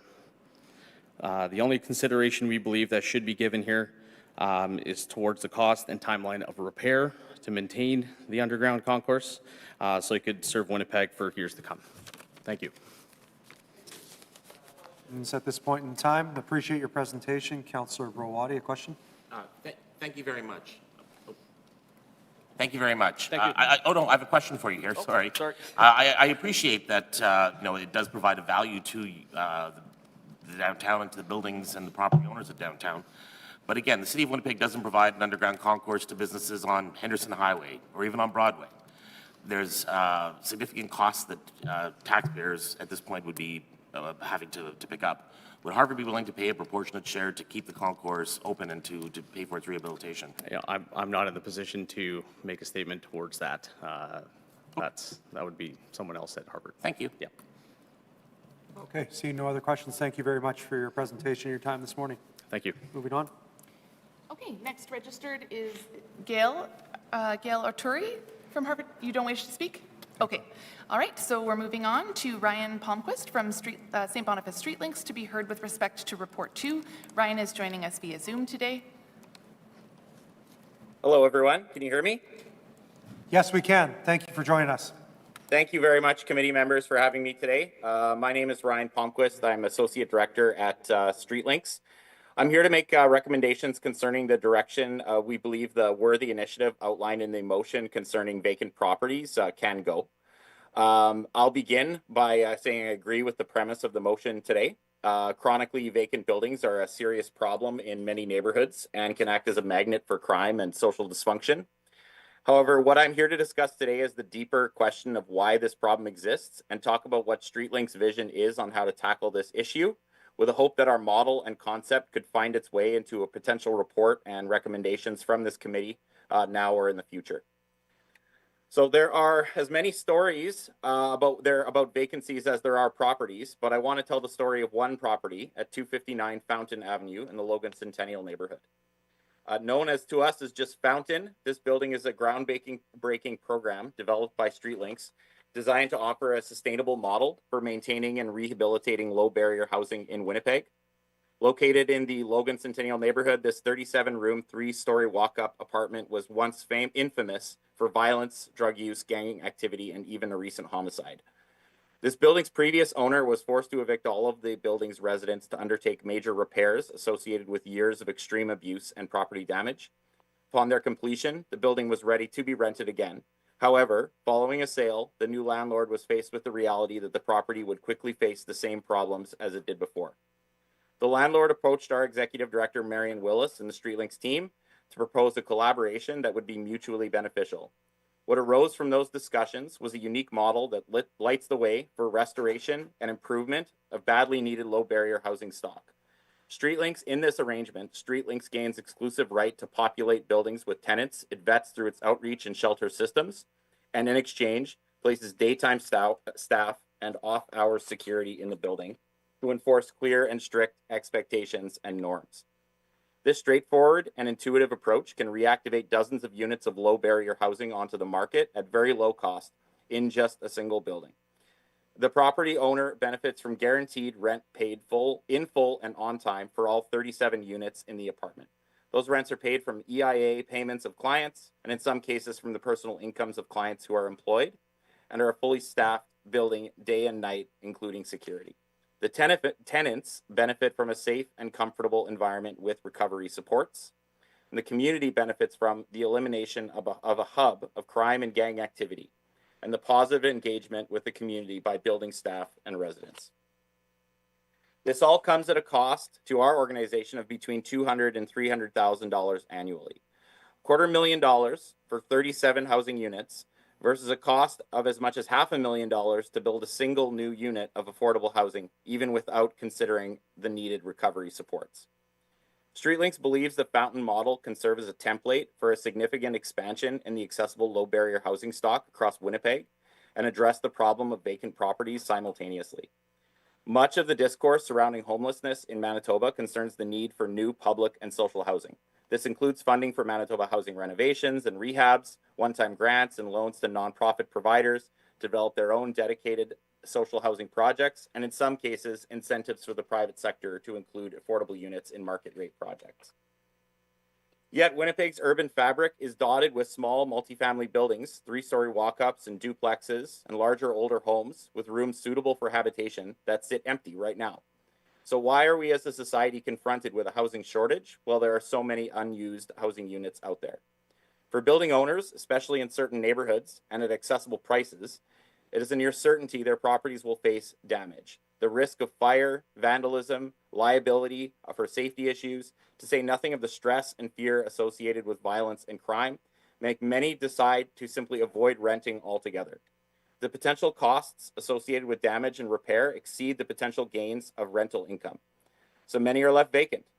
All of these factors and others combine to create a market failure at the low barrier end of the housing spectrum. A recent estimate compiled by experts in the real estate field that worked with StreetLinks point to there being roughly 700 to 800 3-story walk-up structures in Winnipeg, with an unclear vacancy rate for the time being. However, we can see the boarded up windows of these structures scattered across our communities. There are many. The opportunity found in the Fountain project is the potential it represents for wider application. Confronted by a housing crisis, the main policy response from governments and service providers has been to seek to expand the availability of affordable housing through the construction of new purpose-built social housing. The challenge with this approach is threefold. The cost of constructing purpose-built social housing are high, up to $500,000 per unit. New construction is time-consuming and slow to respond to changing demands. And the provision of recovery supports, which Fountain provides, are a further marginal cost on top of construction anyways. The Fountain model represents an opportunity to leverage the considerable inventory of underused housing available in the market for a comparatively small investment. Tremendous value is being squandered and left unused while we struggle to assemble new resources for much needed new social housing. This model has the potential to be a transformative investment. That's your 5 minutes. If you can wrap in 10 seconds here, that'd be appreciated. Yeah, could I have maybe 20 seconds? I have 2 paragraphs left. Please go ahead. And last Yep, page. wrap up. Thank you. Yeah. This model has the potential to be a transformative investment of Made in Winnipeg model of progressive redevelopment and property management for the benefit of the wider social space and its members at a comparable annual cost to the average price of constructing just a single new unit of affordable housing stock. So on behalf of StreetLinks, we urge the committee and the city of Winnipeg to consider what we've created as a Fountain as part of this report and in general as part of its response to the problem of chronically vacant buildings while assisting in the creation of badly needed new low barrier housing as an additional benefit. Thank you. Thank you. Thank you very much. Yes, Councillor Santos has a question. Thanks, Ryan, for your presentation. Really appreciate that. What discussions have you had already with respect to the Bloomberg Harvard initiative? Have you had any discussions with the Problem Task Force or any leads with the Bloomberg Harvard initiative group that is going to be tackling, you know, the vacant building? Yeah. So at this time, we haven't engaged with that. This presentation today essentially consists of the beginning of us engaging wider on this topic. We've been running the Fountain project for a little under a year. And as it becomes more mature and stabilized, we're prepared increasingly to begin talking about it as part of a wider response and then engaging with those processes. Okay, thank you. Thank you very much. Seeing no other questions at this point in time, appreciate you coming to speak in delegation today. Thank you for your time. Thank you. Moving on. Okay. So next we have Rochelle Squires, President and CEO, but I don't believe Rochelle is here with us today. So we'll move on to Krista Borskavich and Hillary Siemens did register to speak with respect to Report 6, but they are not here today and not in the Zoom meeting, and the report has been laid over. Thank you. So we'll move on to Debbie Vokey, who's speaking with respect to Report 5. Debbie is joining us via Zoom today. Debbie, I'm just asking you to start your video, and you can go ahead and unmute yourself, and you have up to 5 minutes for your presentation. Good afternoon, Debbie. Good afternoon. Thank you for having me. Hi, I'm Debbie Vokey with the Glenwood Neighborhood Association. I'm glad to be here today to talk about the public tree fund that was brought forward to Rail Community Committee in 2024. Our intentions were to create a fund, possibly a percentage of value of the land of the infill being built, to offset the tree loss by applying it to planting boulevard trees in the neighborhood the infill was built. It seems the idea has morphed into something a little different, but still a step forward in helping mitigate tree loss due to infill. Along with the $1,000 per tree not planted, it states that there should be continued enforcement of the landscaping requirements. It is our observation that this enforcement is not happening in Glenwood. For those of you who may recall, I presented at the HAF meeting with a video showing the infill next to me with just crushed granite for landscaping. This is not what was proposed, and of course, the tree in the plan was never planted.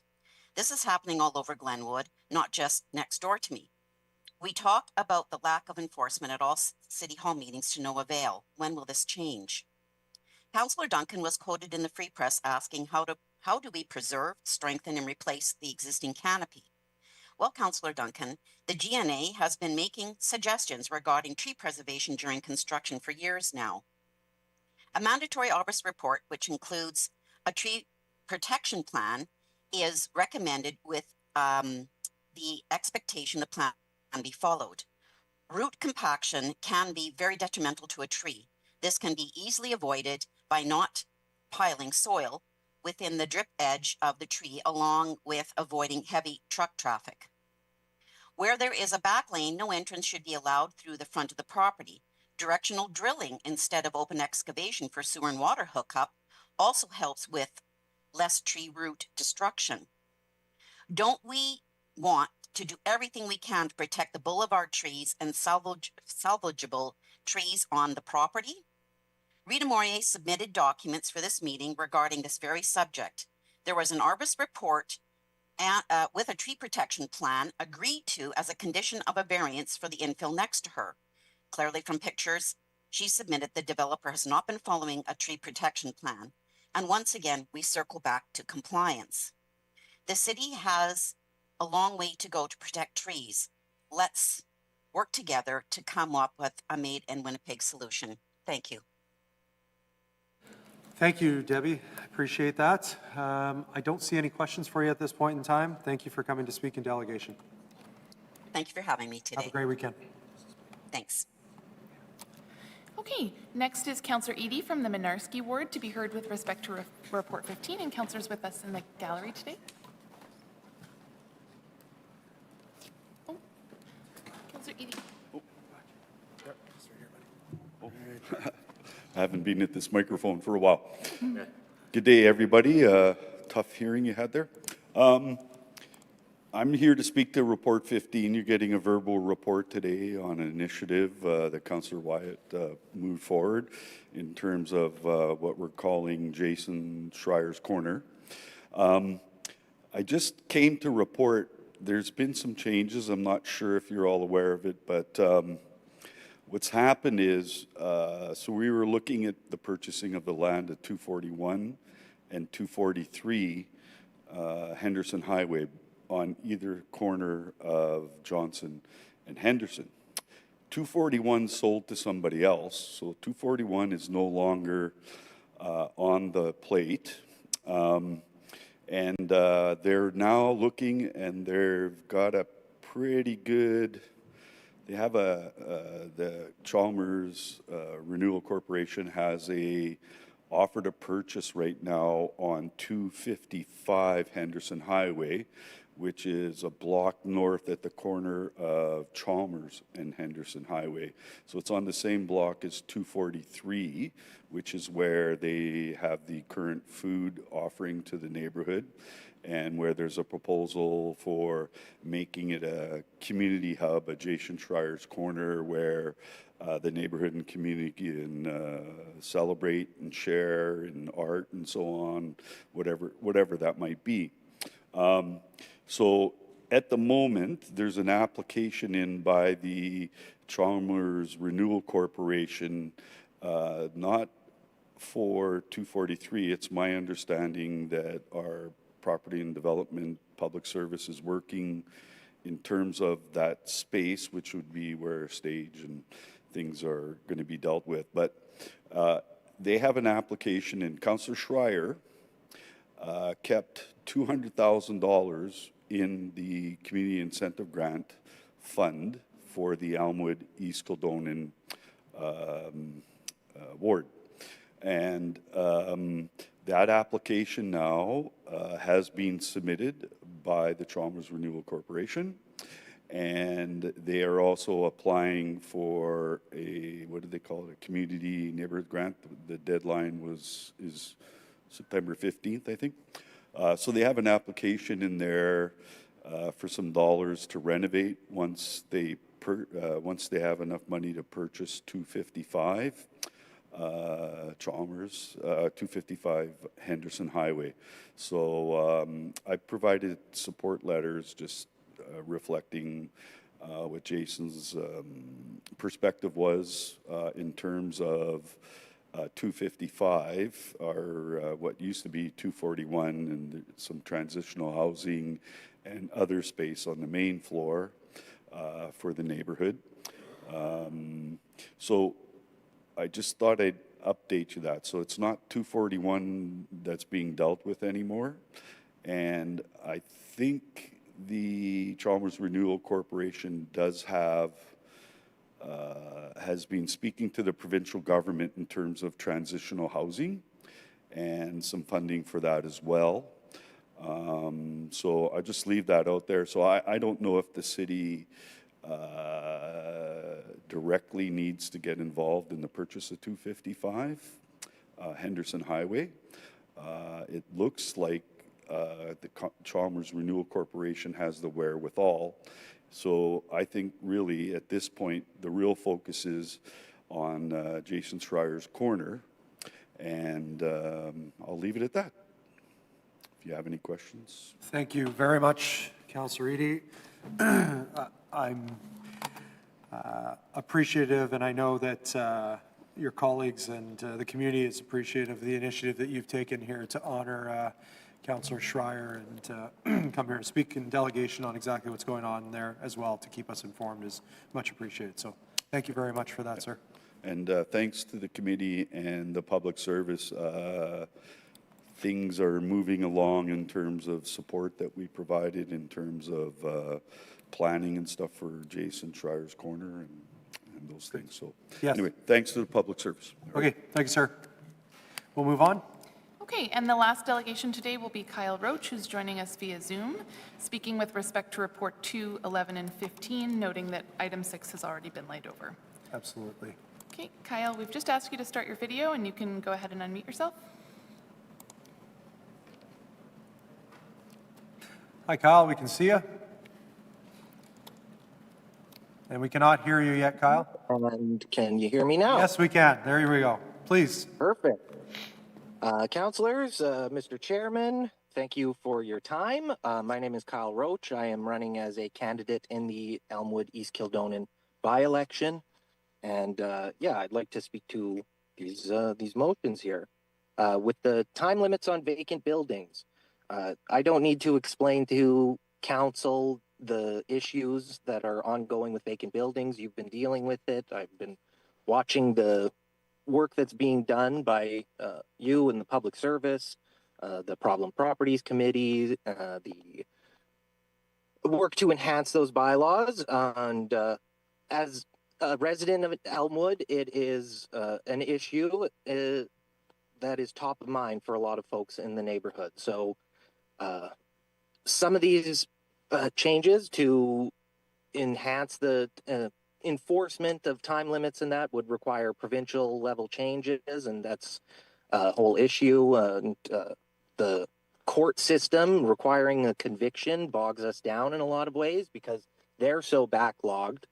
But actions council could take now would be perhaps changing the empty building fees to a sort of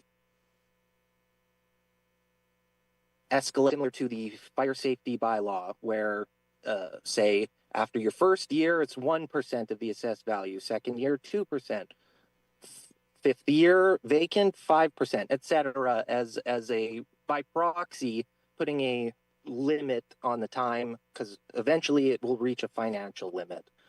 Or we could look at introducing a repeat nuisance property bylaw, which has been successful in other jurisdictions.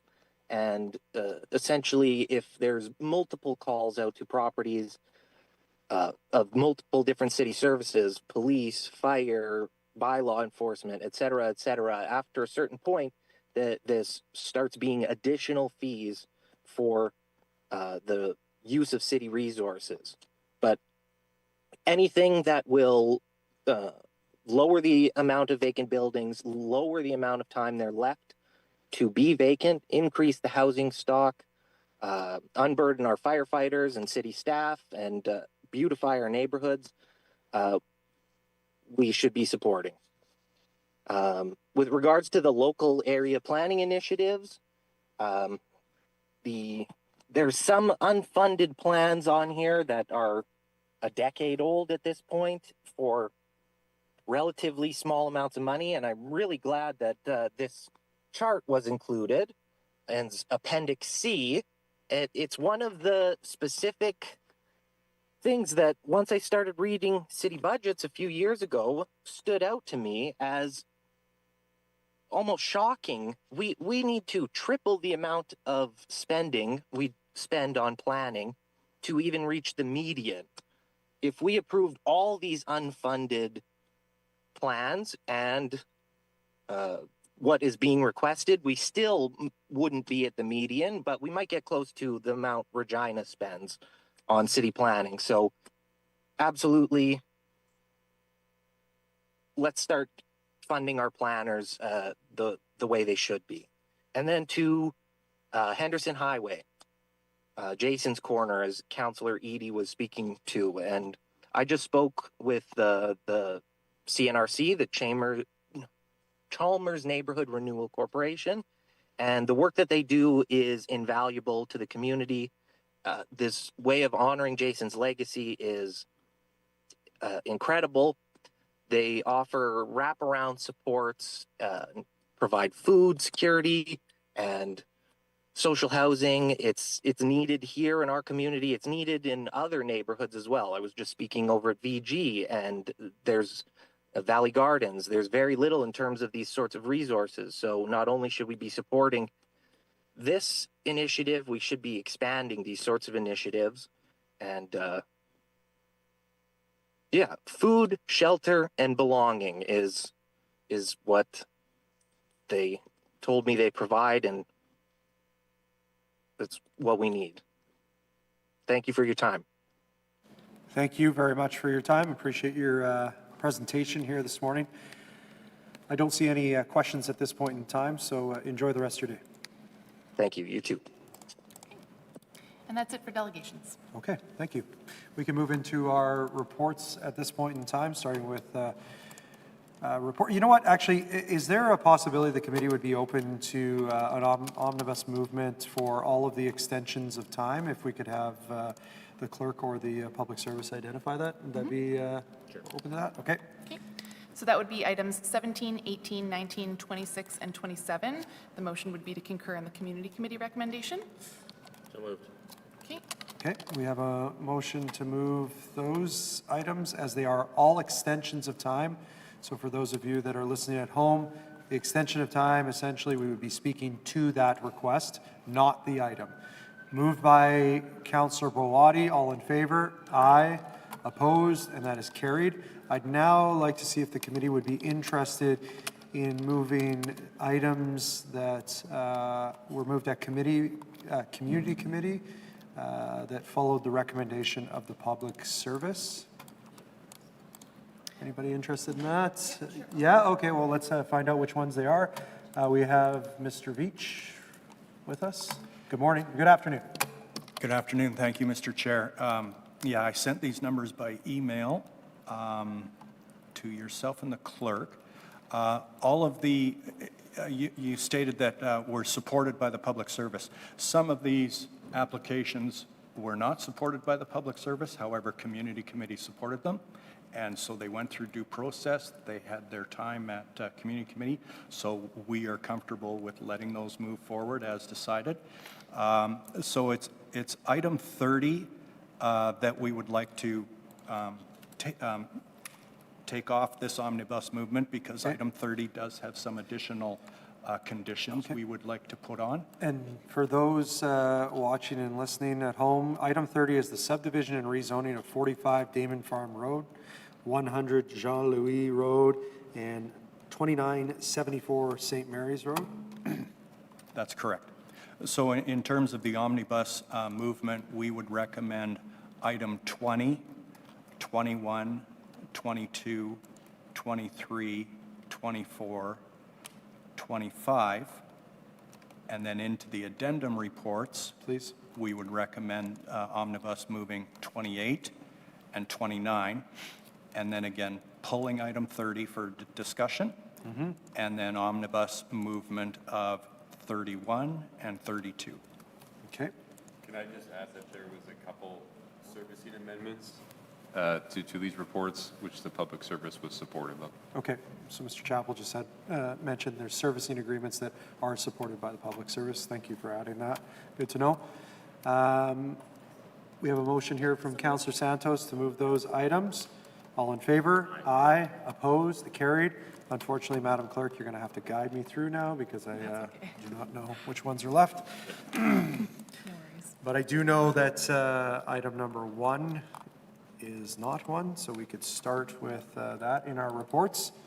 This is the request to refund empty building fee invoice in specific 456 Salter Ave. Public service. Mr. Burgess is here with us today. My name is Corey Burgess. I'm the acting coordinator for bylaw enforcement operations for community services, licensing, and bylaw enforcement. One sec, we're just trying to get your mic here. We're going to get it eventually. Could I get you to slide one to your right? Just one to the right? Yeah. I think that one, or sorry, Oh, to sorry. your left, sorry. Your left, all right. There we go. Sorry about that. If I could just have you restart. Sorry.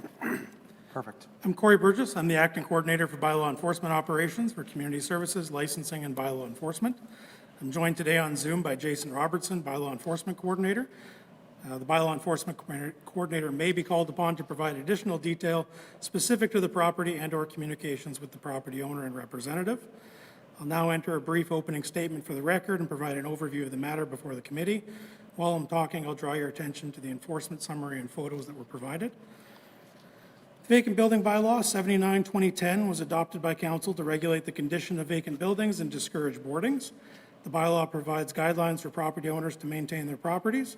One of the main objectives is for the safety of first responders and for the overall safety and well-being of the community.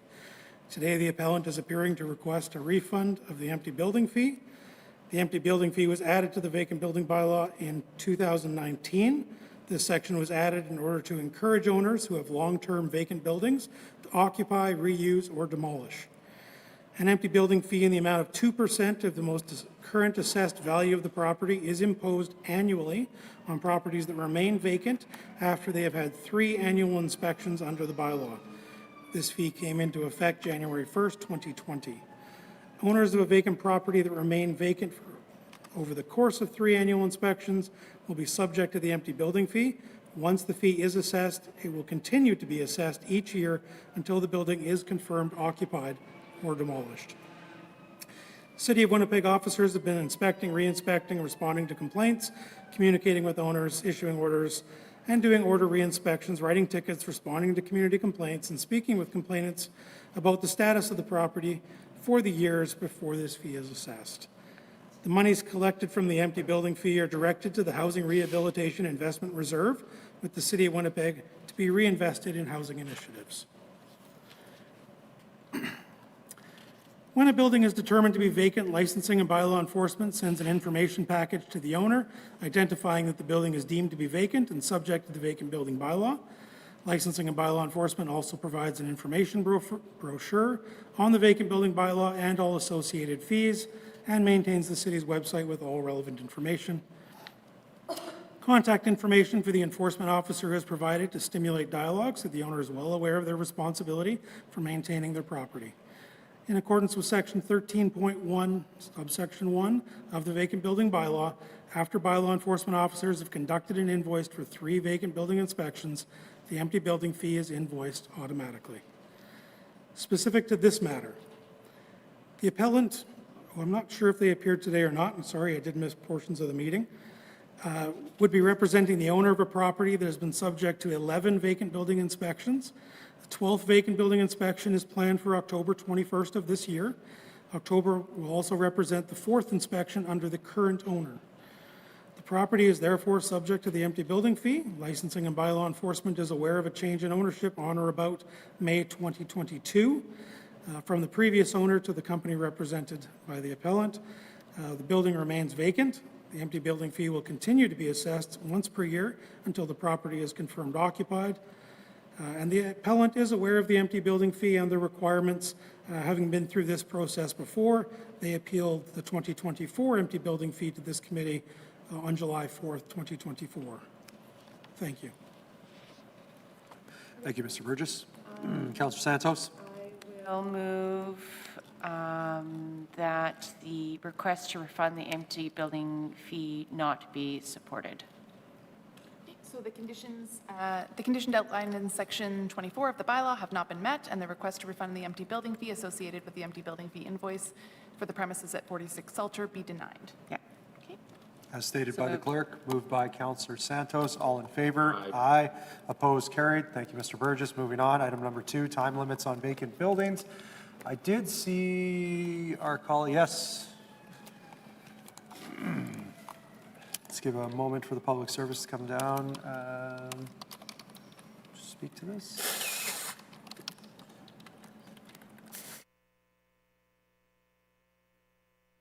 From Mr. Hildebrand from the CAO's office here to speak to this item. If you could, sir, that'd be greatly appreciated. Good afternoon.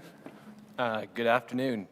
Council members, I had the opportunity to meet with Councillor Gilroy earlier this week, and we discussed the motion that was introduced by Councillor Gilroy through City Centre Community Committee that has come to your committee's attention in July, laid over until this month. Also had discussions with other councillors. We would like to respectfully request some time to bring into alignment a whole host of different initiatives that are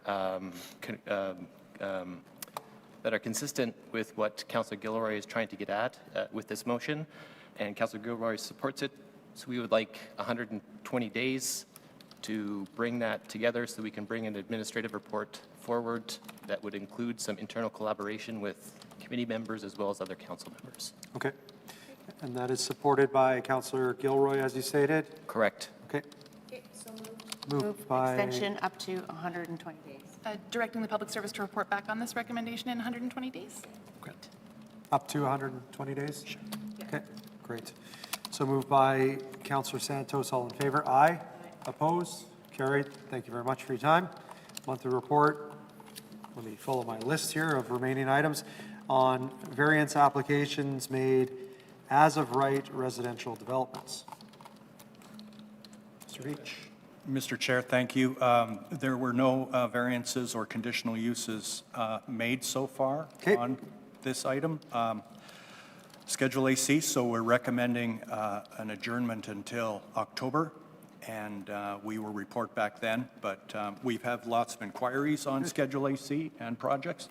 However, no applications for variances and conditional uses as of yet. Okay, great. We'll hear back from you in October. Is this a monthly, as I remember? So we would just receive this as information at this point in time? The Public Service has requested an extension of time of 30 days for the report back. But regardless, we would hear from them in October. So this is their report for September, that there is nothing to report? October, we will submit a report, and if there's nothing to report in October, then again, it will be the report back. But this one is an extension. 30-day extension requested by the Public Service. Do I have a mover? Moved by Councillor Santos. All in favor? Aye. Opposed? And that is also carried. Thank you very much. Moving on to item number 4. It's the Portage and Main intersection decommission study.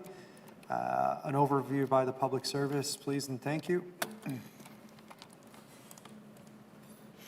We have members coming down here. And just for those of you that are in the gallery and at home, this has the recommendations from the Winnipeg Public Service that 1, the report be received as information, the study be received as information, and that 2, direction be given to the Public Service, which could be clarified, and 3, that we allow the proper officers of the city to do all things necessary to implement that. And that was my preamble to stall time as the Public Service arrived. Good afternoon. Good afternoon, committee members. Thank you for the opportunity to talk about this project here. As the chair has mentioned, in March of 2024, council was directed to look at an option of decommissioning the Portage and Main underground concourse. The Public Service engaged with a consultant who looked at an option of full decommissioning and partial decommissioning. The costs are in there. Total project cost about $11 million for full decommissioning and approximately $9.5 million for partial decommissioning. At this point, we'd just like this to become in as information. Our next steps would be to look at all potential options for the Portage and Main underground concourse and report back to this committee on what we find doing a cost-benefit analysis of all potential options. Okay. Councillor Browadi. Thank you very much. Part of the mayor's rationale for looking at the closing of the concourse was the cost and the time frame to do a repair. I found it interesting this report proposed a scenario where that the underground concourse would be partially closed. What would be the, okay, and again, there was the cost of decommissioning the 2 pieces, I guess, between Fairmont and the former Bank of Montreal building. Why were those 2 pieces considered for this closing, and what would be the cost to recondition the remainder of the concourse? How long would that cause traffic disruptions? I believe that when the consultant looked at it, they looked at that corner, and I can't speak to all the electrical and mechanical issues there, but it was the easiest one to close without affecting a lot of other things. It was also the easiest one where you could put up structural walls that you could block that section off. The consultant also did mention if you were looking at other corners, it would be a similar cost, so they didn't go through the process of actually estimating the cost for each corner. What would be the cost of retaining the remainder of the concourse, and how long would traffic be disrupted? I don't think we have that. As in, if we were to actually resurface the road, put a new membrane in, is that what you're referring to? Councillor? Well, the question is, was the remainder of the concourse selected because it doesn't need the membrane replaced? Just again, what would it cost to restore the remainder of the underground concourse, and how long would there be traffic disruptions? So the partial decommissioning option. Yeah. We identified, the consultant identified that south loop. Right. In large part because the other corners contain life safety and fresh air intake. Okay. That would need to be retained in the event that you're keeping part of that concourse open so that people wouldn't suffocate and that they had the ability to leave in the event of an emergency. The consultant didn't look at costing out how much it would cost to replace the membrane in that section that was being kept open. They didn't do that work. We would hazard to guess that if you're taking out a quarter of the concourse and you're completely decommissioning a quarter of the concourse, the requirements to maintain the membrane above that section that's been decommissioned would be much less significant than if you are keeping that section open for occupancy. So, but the consultant didn't cost that out. The long story short is the entire membrane is beyond its life expectancy. It is 40 years past, 20 years past its 20-year life expectancy. So the whole thing it's met its maker. So council was told back in March of 2024 that if we wanted to redo the entire thing, we would have to dig up the intersection. It would take between 4 to 5 years and cost approximately $73 million.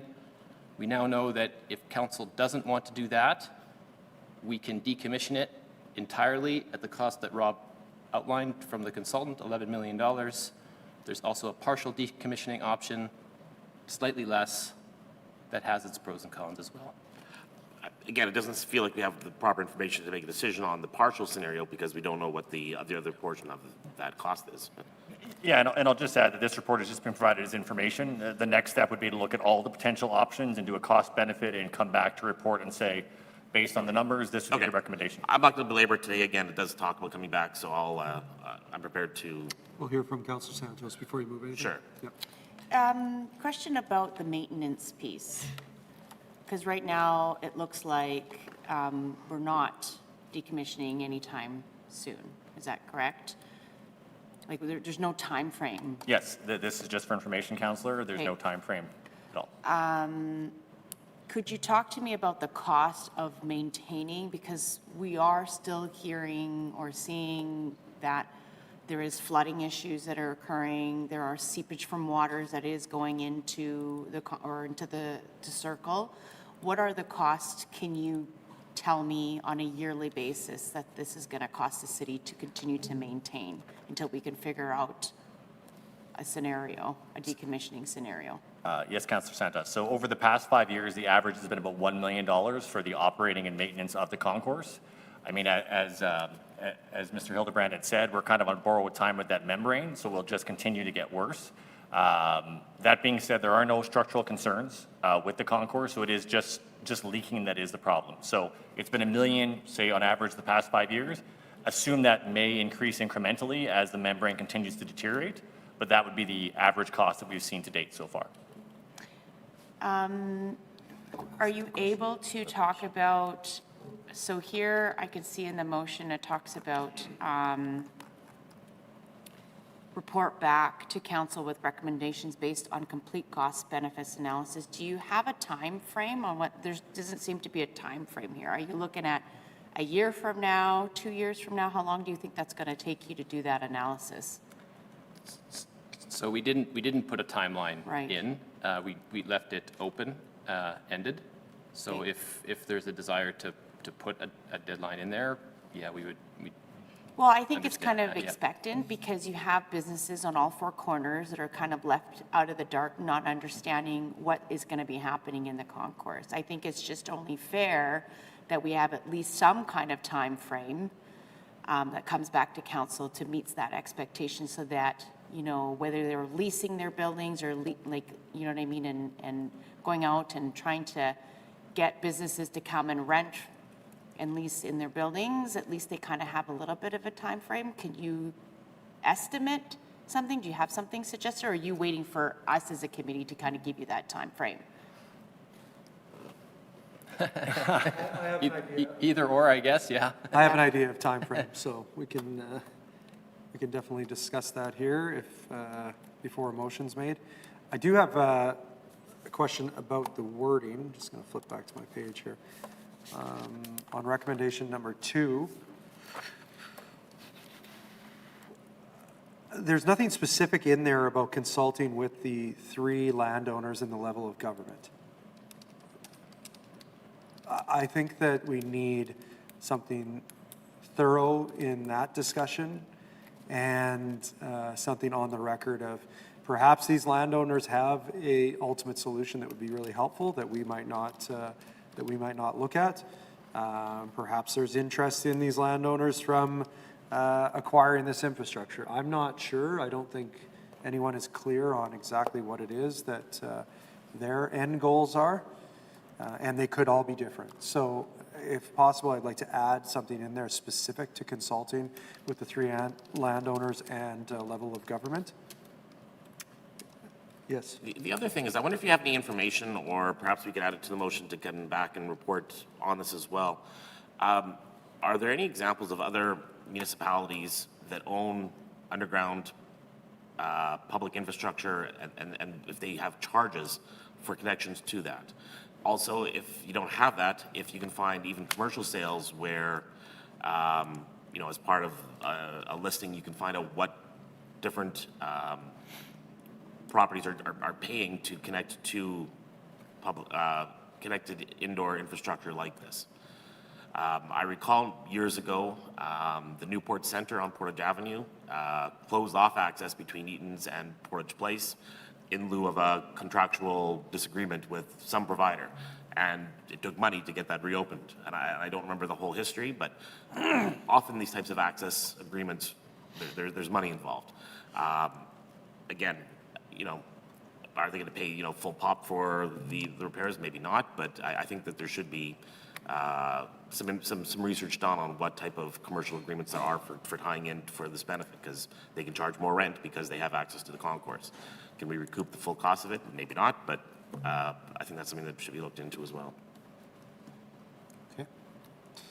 Around timing, I would like to see this be given enough time. I don't think it needs to be rushed. I know there needs to be some sort of certainty to the landowners as well and the leasees. I would see this being dealt with in late 26 or early 27. I'm not sure what the appetite is from the committee, but and by dealt with, I mean the report back from the public service as noted in item number 2. I'm seeing some nodding of heads over there, so if I'm not out in left field, that would make sense. When would the committee like to see the time frame be directed? Is that 2 years? That's, we're in October, yeah. About 15 months? Sure. Yeah? Okay, so January 27? Yep. Okay, and that's agreeable with the public service? That allows for enough time? Yeah, we believe so. Okay. I know that this is a lot to undertake, especially with what I've added.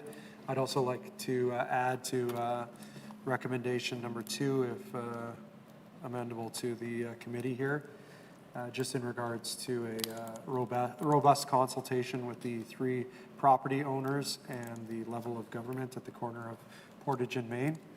I don't need to be too prescriptive there. I think we're all clear on exactly And what would be amenable to adding a clause to report back on other indoor access agreements and any comparable information that can be found out there within probably North America is sufficient. Okay. Yep. I'm going to allow the clerk to try to Okay, so. figure out what we're saying here and then read it back. Makes sense of what I said, yeah. So, committee members, if I understand correctly, you'd like to amend recommendation 2, both to add a report back in January of 2027 and include further direction that the public service in that report back consult with the 3 landowners and other levels of government, and also include other indoor access agreements and any comparable information from other jurisdictions within North America, Councillor? I think you get the idea. Yep. Sounds fair. And include that all as part of recommendation 2? Yeah. Is Yep, okay? I think Okay. that makes sense. Okay. Okay. So as amended, moved by Councillor Santos. All in favor? Aye. Opposed? And it's carried. Thank you very much for that, and I appreciate all the information that was provided in advance to this. That was an item I personally felt well informed on, and I think this gives some time and some certainty to the landowners, and that they will now have input on exactly what is going to be taking place here moving forward when the recommendation appears in January of 27.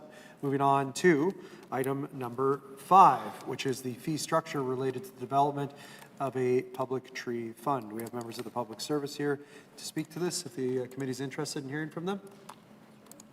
Yes? Okay, we will then. Please, welcome.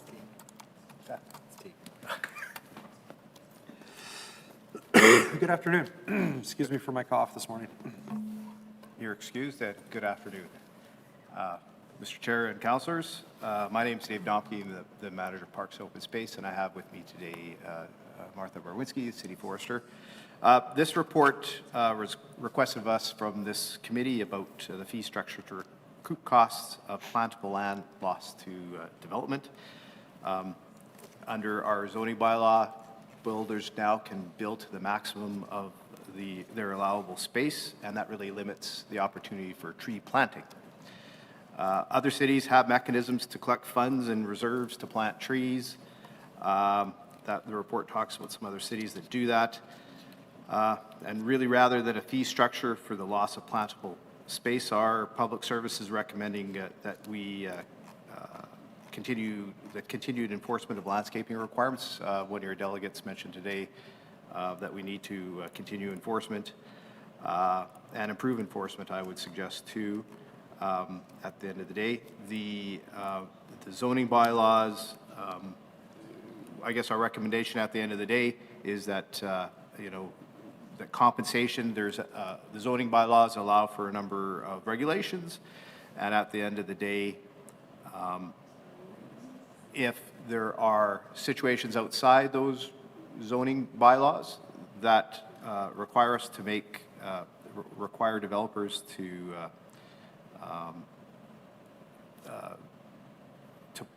the loss of trees, they can't meet those requirements, then we're talking about a $1,000 tree per tree recommendation here, that compensation be put in that cash in lieu.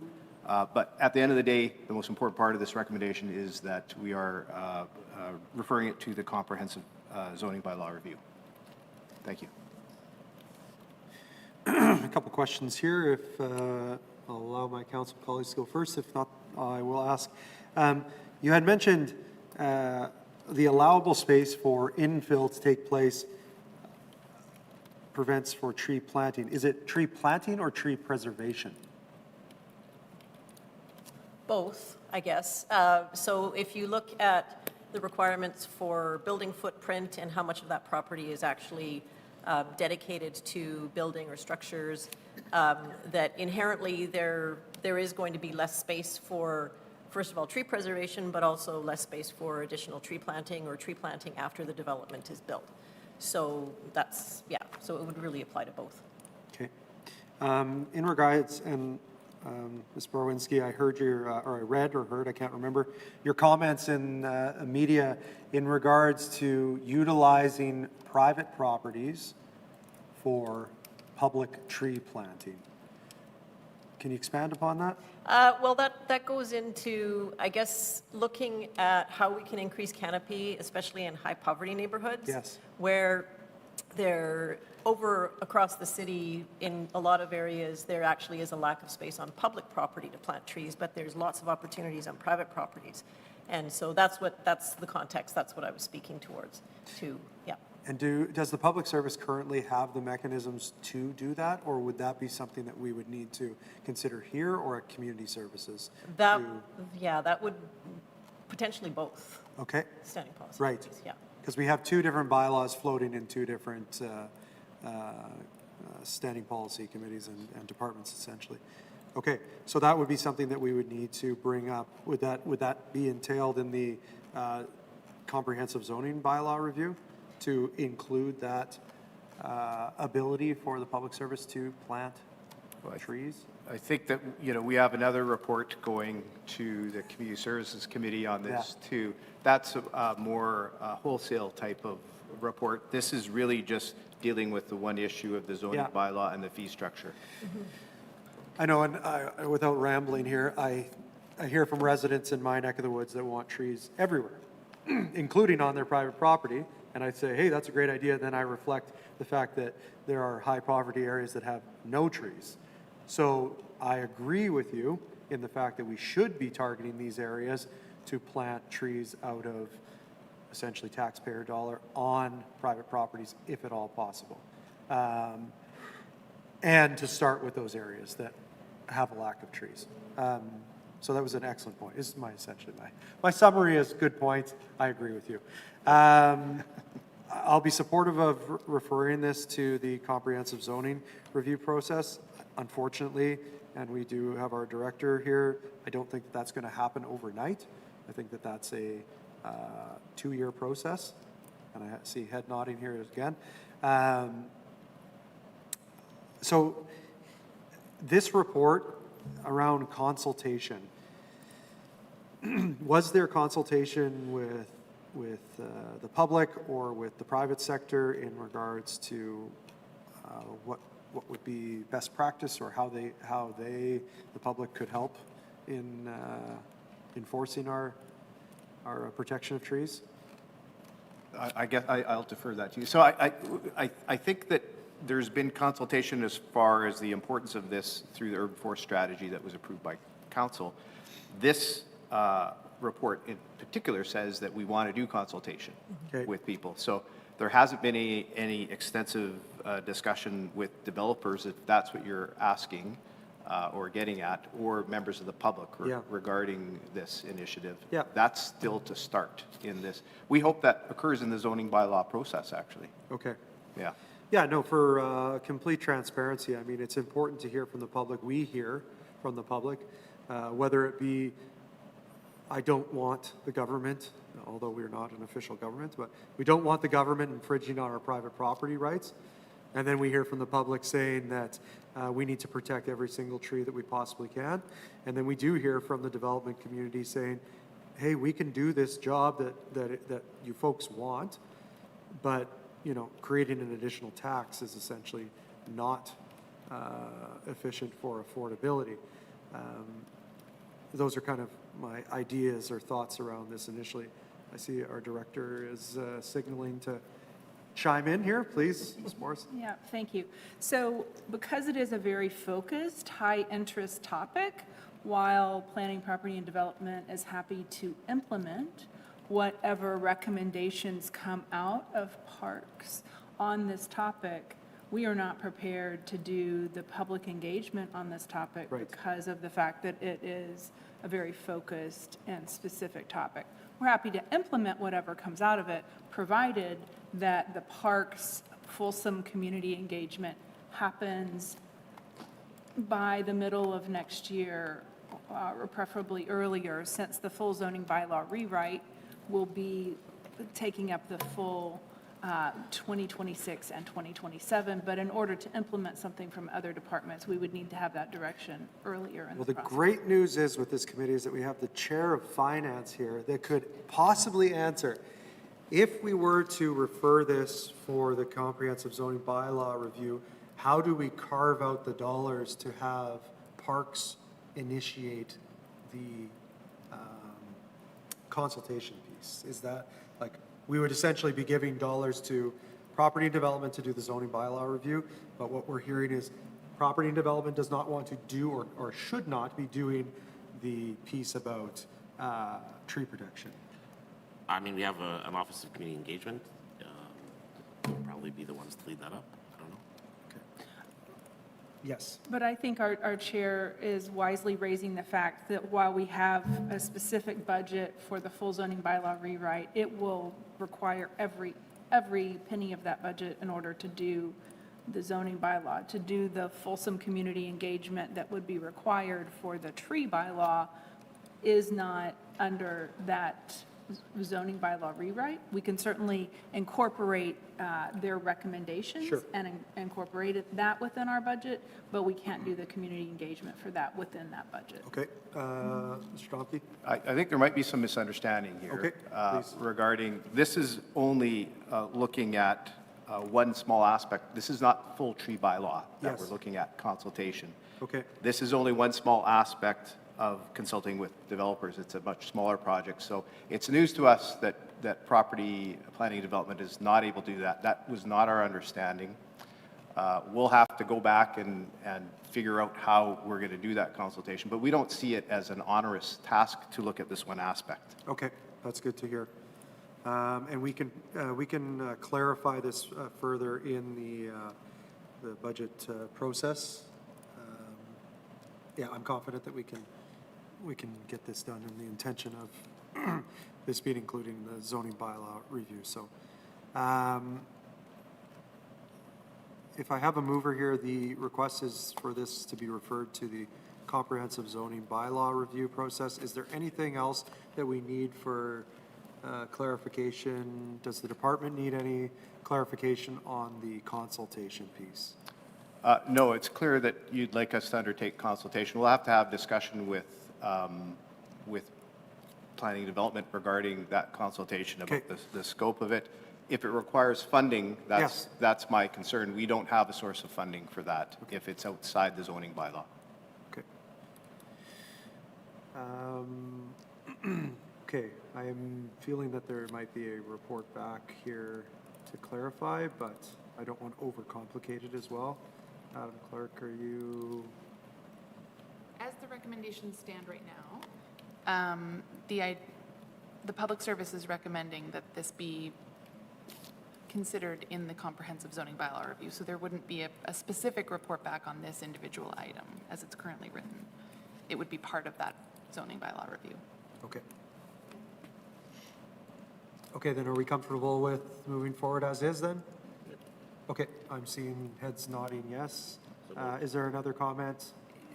Still, as part of the full zoning bylaw, there would need to be funding for this community conversation, which we don't have. So just to be clear on that. Okay. Just having it go forward with as unfunded. Right, and I don't know that we're going to get consensus on anything funding-wise. We don't have any dollars attached to this on what the ask would be, so I'm not sure at this point in We time. need separate consultation necessarily. Yeah. I'm saying I don't know if it needs separate consultation. Yeah, but to Mr. Domke's point, this is talking about the $1,000 per tree planted piece. It's not the full tree protection. This is all we're looking at. Okay. We don't, because we're not doing the rest of it, I don't think we need to do a thorough consultation. We're already getting complaints back from the community that they have not been consulted on this topic, so I think it does need more community consultation than it's currently received. Okay. We can address that then at an upcoming meeting of property planning and development. Okay, so do we have a mover here for the Winnipeg's public service recommendation as outlined? And just to confirm, there's no amendments to this recommendation as it's currently written. Okay, thank you. All right. So moved by Councillor Browadi. All in favor? Aye. Opposed? And that is also carried. Thank you very much for your time today. Thank you. And as I follow my list of remaining items, we are at item number 7, which is the honorary street naming assignment extension. All in favor? Between Main Street and Israel Asper Way as Mahatma Gandhi Way. Thank you. All in favor? Aye. Aye. Opposed? And that is also carried. We'll move on to item number 8, which is proposed land exchange of closed section of right-of-way along Ferry Street and adjacent city-owned property with 1910588 Alberta Limited in exchange for lands needed for the realignment of the Chief Peguis Trail Extension Project. Always very happy to see land coming together for Chief Peguis, especially when there's not huge dollars connected to it, so moved. Moved by Councillor Browadi. All in favor? Aye. Aye. Opposed? And that is also carried. We'll move on to item number 9, which is the proposed lease agreement between the Cross Country Ski Association of Manitoba and the City of Winnipeg at 10 Desmiron Street. Excuse me. Extension of the lease? Is that right? Proposing a new 5-year lease? Mr. Chappell's here. Yeah. Is it a dollar lease? We can fire up the mics here. Just leave them on, yeah. Yeah. Another $1 lease, extending the occupancy of that tenant with a new lease. Okay, I'll move the proposed lease agreement between Cross Country Ski Association and the City of Winnipeg at 10 Desmiron Street. Moved by Councillor Santos. All in favor? Aye. Aye. Opposed? And that is carried. We'll move on to number 10, which is the Center Plan 2050. This was a part of our extension of time, I do believe. This one is, I believe there's an extension of time request. Okay. And the committee for up to 180 days. And last month, the committee laid that over. So if the So it's request- granting the 180 at this point in time. Do we have a mover on up to 180 days for center plan? Sure. Okay, and that's moved by Councillor Santos as well. All in favor? Aye. Opposed? That is carried. Continuing on, item number 11, local area planning initiatives, unfunded list and budget discussions. And budget discussions and planning for the next review of our Winnipeg / Complete Communities 2.0. Public service? Sure. So there are a number of high-level cost estimates in this report. The Our Winnipeg review must begin in 2027 per the charter, and that is currently unfunded. And then there are a number of large asks in this report. Michael Pill is on Zoom, and also James Veach is here with me to discuss. Okay, are there any questions at all, or would we like a thorough? Yeah, I would like a thorough. Okay, please. Whomever you would like to speak next, Ms. Director? Yes, we've got Michael Pill, our Growth Management Coordinator, here online to speak to the report and answer any questions that you may have. Maybe Michael could give a quick overview of the report, more detail, adding to what our director has said. Thank you. You're muted still at this point, Mike. There we go. Can you hear me now? Yes, we can. Thank you. Okay, excellent. Since 2012, our department has provided this committee with annual local area planning initiatives reports, where it reports on local area planning work completed over the past year, summaries of work in progress, and a list of planning work that has been requested but not yet started. So the last time we presented one of these reports to this committee was back in January, where upon receipt, the committee asked for some additional info regarding the funding status of listed plans. There's also quite a bit of discussion on funding the next Our Winnipeg review, which, as our director had mentioned, is required by the charter to begin by May 2027, and due to its legislative requirements, is our highest priority for funding. So this report is our response to this January request. So first, regarding the broader nature of this request, we provided some additional info to the table in Appendix A, noting how we anticipate each of these outstanding requests would be funded sooner or later, and the origin of these requests. But the bulk of the report, as you'll see, is about our needs for the Our Winnipeg review. Recommendations 1 and 2 speak to our resourcing needs, including the need for 3 permanent FTEs and approximately $1.5 million for background studies, temporary staff, and stakeholder and public engagement. Recommendation 3 seeks delegated authority to the CAO to pursue potential grants that may be available to fund this work. And then with regards to recommendation 4, we are asking that in lieu of returning back in January with very similar information with our annual local area planning initiatives report, where little is going to change between what's provided here and that report, that this report be received as our 2025 report, and that the next time we check in, we will do so with a much more detailed work plan for the Our Winnipeg and Complete Communities review as we start nearing that date upon which we must begin. So I have Okay, question? Councillor Okay, Santos? I'm looking at the Appendix A, the list of 2024 local area planning requests and funding information. When you say develop new plan, like give me an example. What is that, like a secondary plan? Is that a local area plan? Like I don't know what that means. Develop new plan. Yeah, by develop new plans, the term local area planning can be applied pretty broadly. In most instances, we're talking secondary plans. Secondary plans, okay. And then I note that on the right-hand side of the chart, it says anticipated funding source, and there's a few of them that remain unfunded or on hold. I thought at one point in time there was a report that talked about different avenues or different ways to actually fund these plans. Are we looking at that as well, because these are quite costly. I've done secondary plans where I've had to use my own funding to do these funds, but are we looking at other ways to, like, externally, like developers to kind of participate? Because it seems like we're always looking to the city of Winnipeg to kind of fund it, but in my case, with the secondary plan, I've had to fund it through land dedication and gas tax funding. So can you talk a little bit more on how we're going to be funding these plans?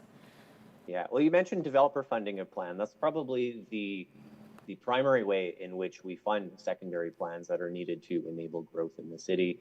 You usually see those in new greenfield areas where you have strong developer interest willing to undertake that plan and foot the bill.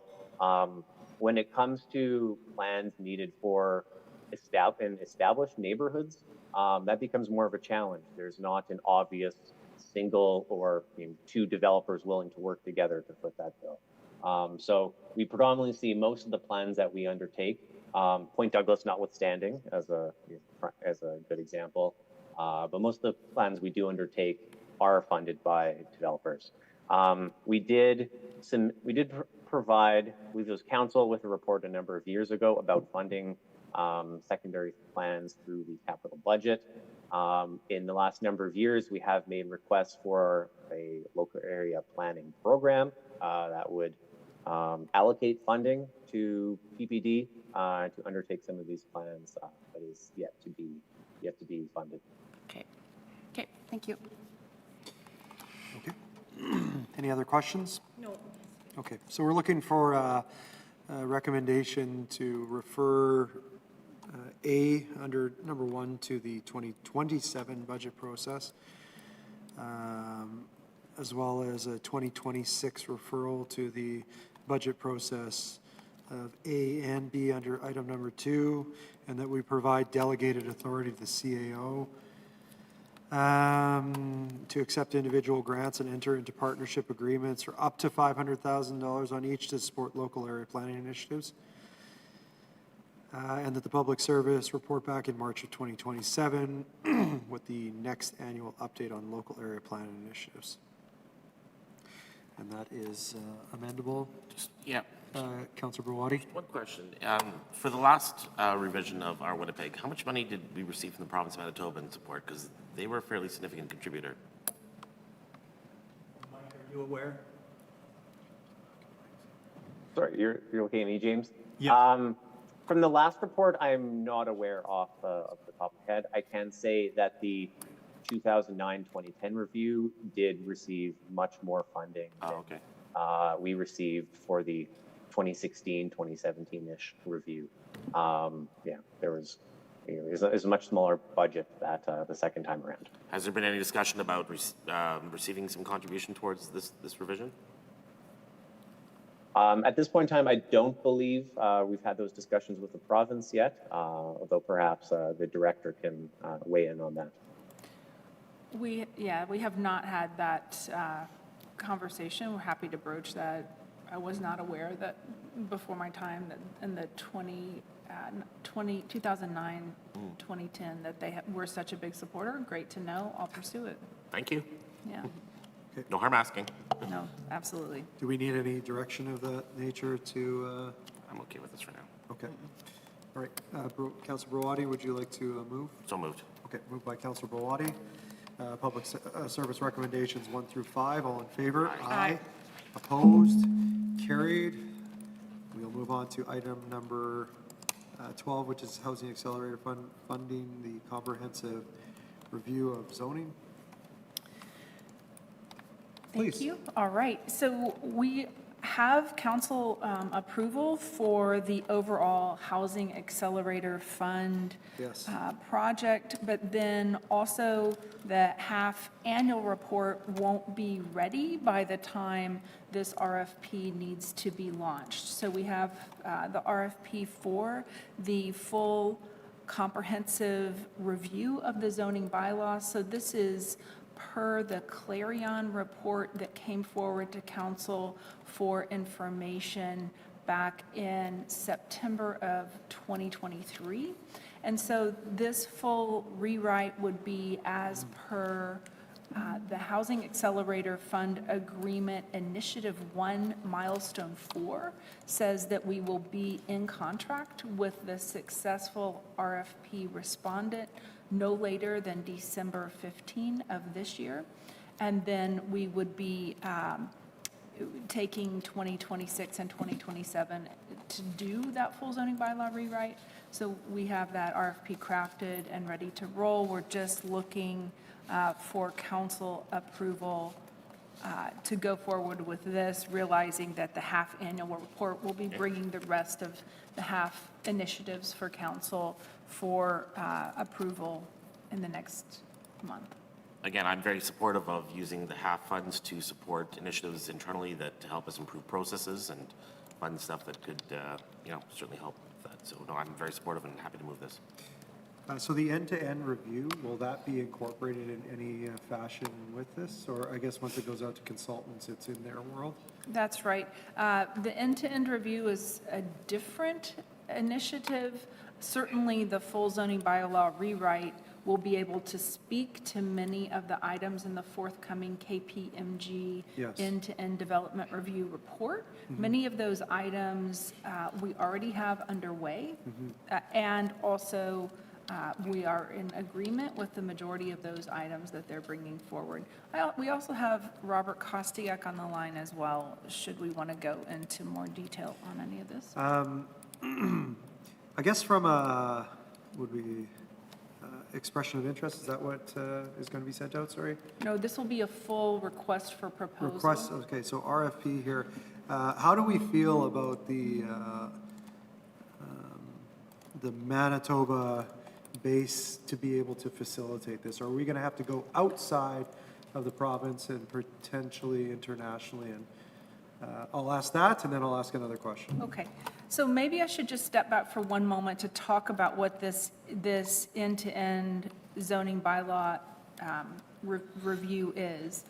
First of all, there are many of the council-adopted policies in our Winnipeg and Complete Communities 2.0 that put policies forward, but our zoning bylaw doesn't implement those policies. So this would update our regulations to be able to implement our existing adopted policies. Secondly, all of the work that council has done to adopt the malls and corridors PDO and the infill housing Schedule AC of the zoning, those two very large initiatives, which arguably are the largest zoning changes that have happened in the city of Winnipeg since the inception of zoning. Those two documents would just move over in their entirety, so we wouldn't be redoing those. That would be part of the new zoning bylaw, but then it's taking everything outside of that and making it more responsive to today's market demands on what we're hearing over and over again from the development community.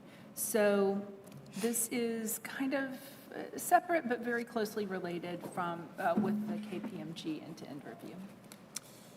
Okay, and my follow-up to that, should we go outside of? Oh, yes. Yes. Sorry, didn't answer that question.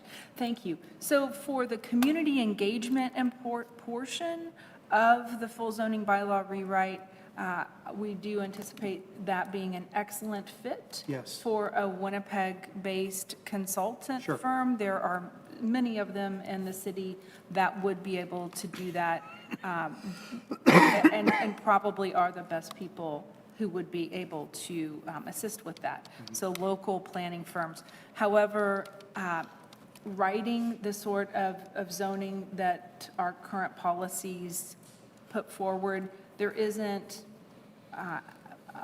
we do think that would be better served with an international search to allow the most experienced individuals on that to come forward, and also across Canada. So that's Okay. what you saw in our malls and corridors and infill housing. You saw a collective consultant team that had 3 primary partners in it, which was a very strong presence of a local planning firm for the community engagement, then also a Calgary-based firm who has a lot of experience in zoning bylaw initiatives like this one, and then also a US-based firm out of Portland that had really kind of the end-to-end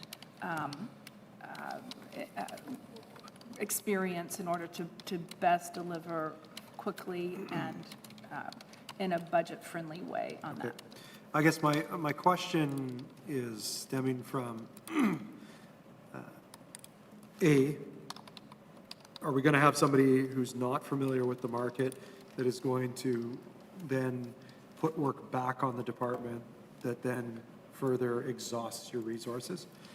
And B, are we going to have something similar to potentially transit where we are now left with, we have to fix everything because maybe the consultant isn't necessarily intimately familiar with the needs of this market? Two questions. Those are great questions. You know, I spent 20 years of my life as the sort of consultant writing these sorts of regulations.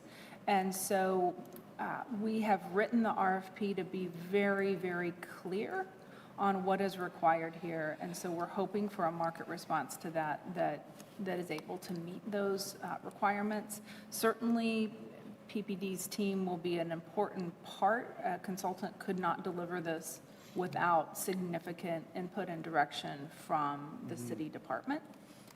So that will be something we're fully committed to, and we are, you know, gearing up for that. And, but at the same time, in order to not have the sorts of challenges that you just described, we will also do the listen first, design second methodology that we did for malls and corridors, in which before anyone writes the first word of the zoning bylaw, there will be extensive community listening sessions, both with the public at large, as well as a number of focused topic groups on a variety of different topics and perspectives that need to be considered first. And then only once that holistic and wholesome and extensive community engagement has happened, then will the consultant team go away and provide us an annotated outline of what the zoning bylaw will include. That annotated outline will come back to PPD to say, yeah, we agree, this is what we heard the community say we want to do. We'll approve that outline, then they'll go start writing the zoning bylaw. Then they'll bring that back to us, an internal first draft for our edits and response. Then that will become an external first draft to the community for their response and changes. We'll do a very similar council engagement of last time, of sharing all this with you in community committee groups before it goes out to the public to get your feedback and edits first. And then the same sort of process will happen for the final draft as well. Seeing no other questions at this point in time, mover? Councilor Verwadi has moved. Thank you very much. All in favor? Aye. Aye. Opposed? Carried. Exciting to see that we're moving on this. Item number 13, which is our Wildwood Park, and this is a special yard requirements. We concur with the motion from council. It states September 2025. However, council did not suspend the rules and adopt the motion, so instead they referred it to SPC. So the motion still has to go through the adoption path back to council. So we did connect with land development and will have the changes advertised and the report and amending bylaw submitted for the October 9, 2025 SPC. The only thing I have on this, if very briefly you could just state yes or no and why. Are there any other special yard requirements throughout the neighborhoods that we should be addressing? Let's have Robert Koscheck answer that. There's special yards for different. Rob frantically says, shaking his head. Robert has been in. Is that no, you don't want to talk, Rob, or no, you don't want to? No, there's no other areas. Yeah. It was the first one. Okay. No, I'm kidding. It was, It's covered in the motion actually quite well. So we're good there. The only thing I would add is there's a minor amendment to the title where we would take areas 1 and 2 out of the title. Okay, great. Just for clarity, but we're good with the motion. Thanks. Mover? Sure. So, councillors, just to confirm, you'd like to direct the public service to report back on this, or like I understand the public service already is. Well, this can be done internally, I believe, right? That's right. Okay. Well, We could prepare for the October 9th. We're set to go for an October 9th public hearing. Okay. So this was a council motion. So the recommendation does have to go back up to council.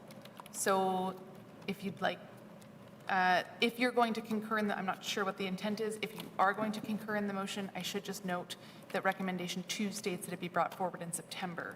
So if you wanted to amend that to say October. Sorry, can you provide clarification on why this needs to go to council? So this was an automatic referral motion that was moved at council. And so the procedure bylaw states that any motion which is automatically referred needs to be reported on back to council within 60 days. And is there any way to not have this go all back through council? This seems pretty straightforward. Have to go back up to council. Okay. But whatever. So then they would not be able to advertise it yet, and then therefore we cannot actually have the, We've continued to work on this, knowing that this is maybe, this is a housekeeping item that we're just kind of correcting a yard that was missed. So this is already moving forward in terms of developing the change and getting ready to go. So we're okay with reporting back in October and having this go back to council. Everything is still in motion. okay. Great. Okay. Mover? Sorry, and we need to amend. September doesn't make sense. What is the month So you could say that recommendation 2 be amended so that it's brought forward for consideration in October 2025 rather than September. Sure. Okay. As amended? Councillor Santos moves. Okay. All in favor? Aye. Aye. Opposed? That's carried. Yeah, we have 4 items plus in camera. Did you want to keep going? Yeah, okay. Okay, no pressure. Item number 14, Graham Avenue District Energy System Feasibility Study. Yeah, we're joined by planner Daniel Iskursky, our downtown planner, and he wrote the report and can speak to this item. Hi, afternoon. Just a brief overview.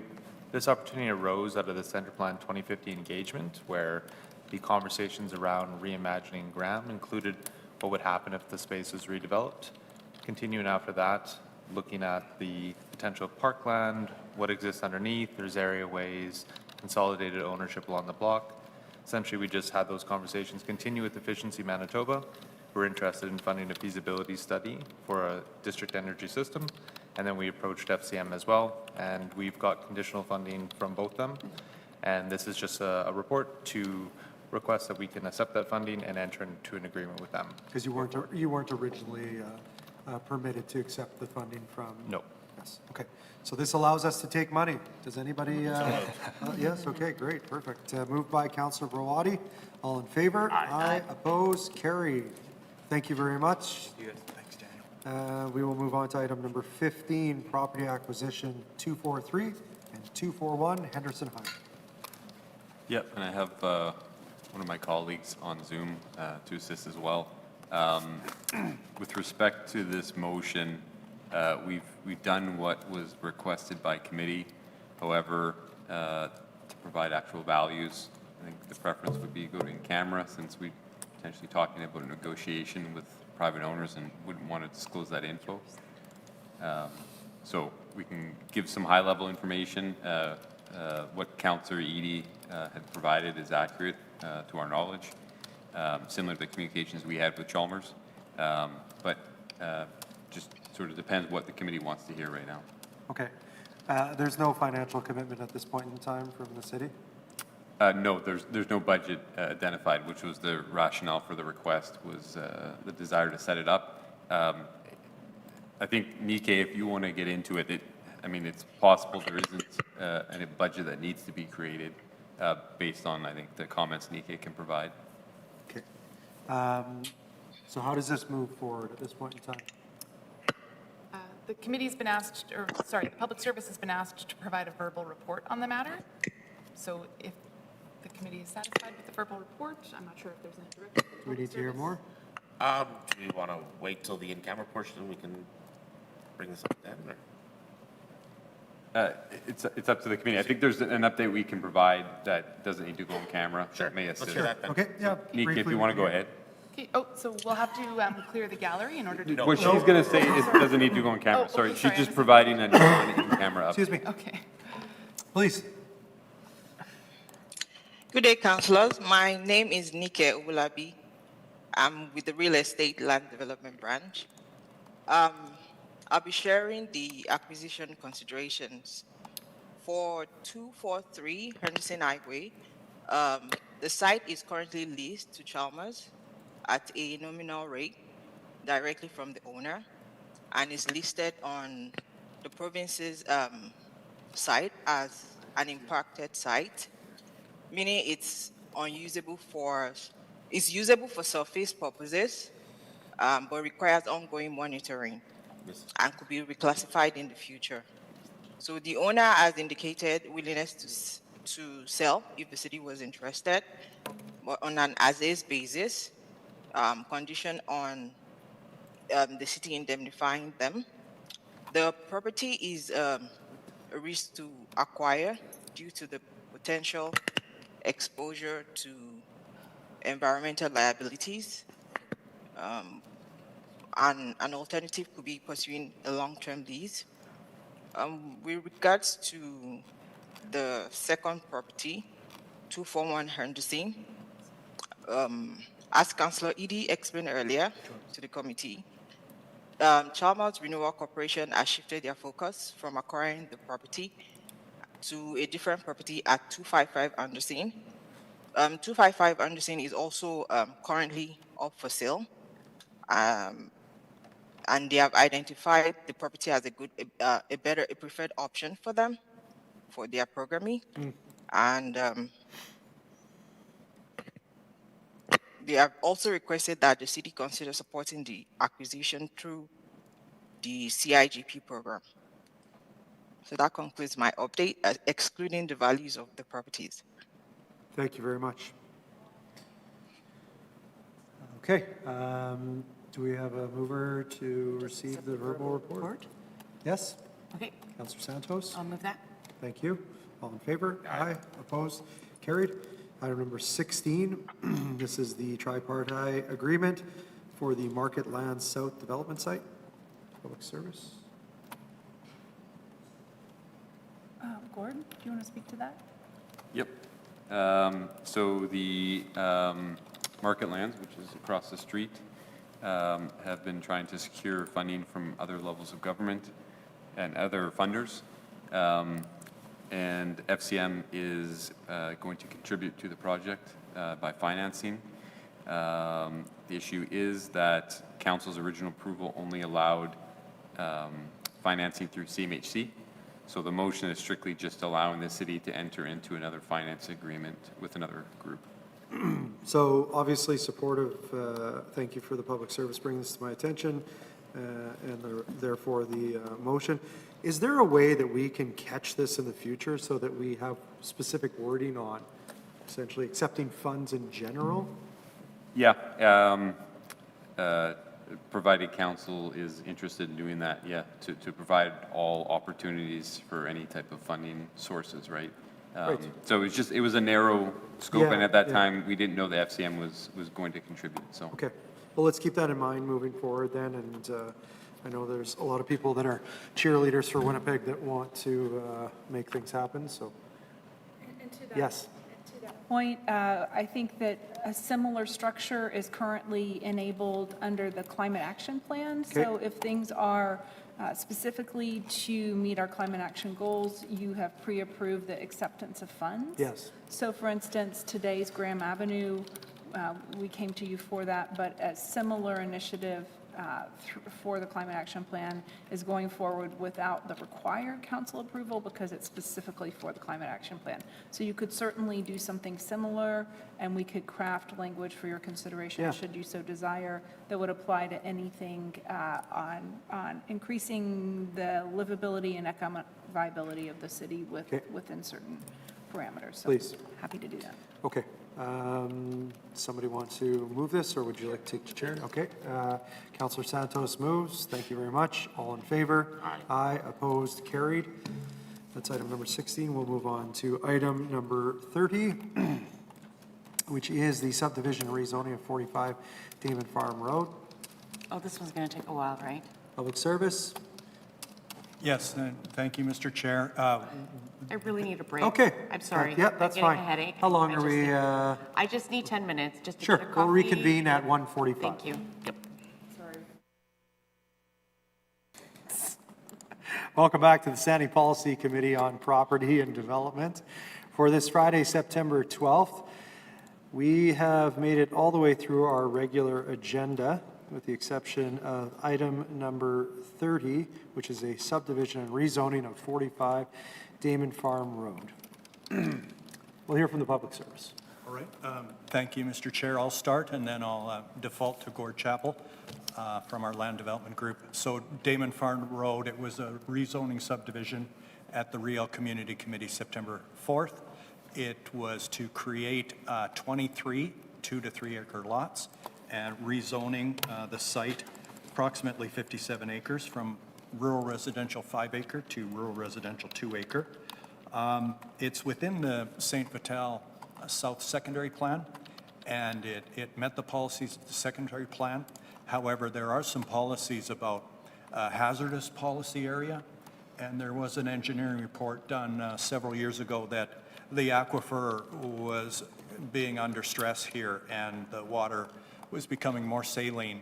With the more wells you are putting into this aquifer, the worse off it's getting.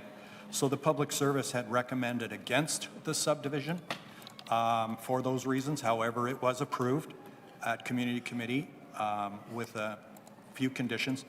We've discovered the conditions need just to be updated, so I provided, Gord and I have provided a new set of conditions to the clerk that we would recommend be added to this file going forward, and I can let Gord speak to those. Yeah, so on the surface, the new conditions would appear to resolve the issues related to the well. So essentially what's happening or what's proposed is that the subdivision is not entitled to have any wells on site through the zoning agreement. The issue with that is the city does not permit or regulate wells. So if you were to build a house or any other type of land use, you typically require a development permit through the city, so someone would come in and say, I want to build this house. We would look at the development permit, evaluate that. That's the proper land use for this site, and then you would proceed. With a well, that's not happening. So to put it in the zoning agreement doesn't allow the city to enforce it until it's been discovered. So we are then relying on people to know that they have a zoning agreement that they can't put a well on the site, as opposed to another situation would be if the wells were permitted through the city, they would come forward and we could tell them you can't do that, and then people would act accordingly. So it's introducing a risk that is unlike most of our other developments, which are permitted through the city. So what we had found historically was similar conditions had been put on other subdivisions in the area, and over time people did construct wells even though those were prohibited. So again, on the surface, it appears the new recommendations satisfy the hydrological report, but history has shown that won't necessarily be the case, and as time moves on, it becomes more complicated to prohibit and enforce the wells that might go on site. Okay, so what are you suggesting Yeah, so with what- an amendment? This is kind of the issue, is it would appear to meet, the recommendations would appear to satisfy people, but I don't know that I necessarily have a recommendation other than a level of risk is being introduced here that is unlike other subdivisions. And it's challenging to accept these, knowing that history has shown this hasn't worked in the past. Also, what you're saying is you are actually not in support of what has come out of community committee. Not in support on the basis that we know it hasn't worked, but we're working on the assumption people are going to act illegally and contravene the zoning bylaw. Is there an opportunity to put caveats on? That's what it will be. The zoning Titles? agreement's attached to the property. But again, because we're not permitting the well, people aren't going to come to us when you say, no, you can't do that. They potentially could build it. We'll find out after the fact, say that's not supposed to be there, right? So it's the enforcement that's going to be complicated. It's a reactive enforcement instead of a proactive enforcement. So, but they're offering different solutions, right? I don't know what they were calling them. The different solution is a cistern. They're just going to truck in water, right? Okay. Which comes at a cost, and that would be expensive. So the preference would be a well, long-term. But there's just that risk as time goes on that wells get installed. But what I've been hearing is that the well water is not drinkable and that it shouldn't even be used in their home use outside of drinking, and that some don't even water their plants or their yard with it because it's so saline now. I've seen stories in the media, but the impact is going to be, sorry, James, I don't remember the exact lot count, but we're putting a greater density in this area, adding 20 lots, so the potential for 20 more wells, say, if they all constructed them. It's drawing more into that aquifer, and it's going to make it more and more brackish as time goes on. So it may already be at a point where it's at its limit in terms of the saline level. It's only going to get worse if wells get installed. So again, on the surface, the recommendations look to solve that problem. We're just not sure that that's going to be the long-term solution. Would the development itself, even without the wells, impact the current wells that are there already and the surrounding homes? It's the effect of actually drilling into the aquifer and the way that, and Yeah, I'm an not the best expert. person to answer this, but just the way the aquifer is set up and where it's pulling from, the more times you're poking holes on it and pulling water out, it's drawing from other sources, and it's going to start contaminating that aquifer more and more. But when you're building homes, you're kind of doing similar things. You're drilling piles into the ground. But not, and I don't know, I mean, you could be going 100 to 200 feet deep. It's not the same as just putting a pile for a house in terms of the depth, potentially. Yeah. Okay, so the public service is saying then, don't have these conditions in that community committee put in? No, we're saying it's better to have the condition than no condition at all, and this is the will of the community committee.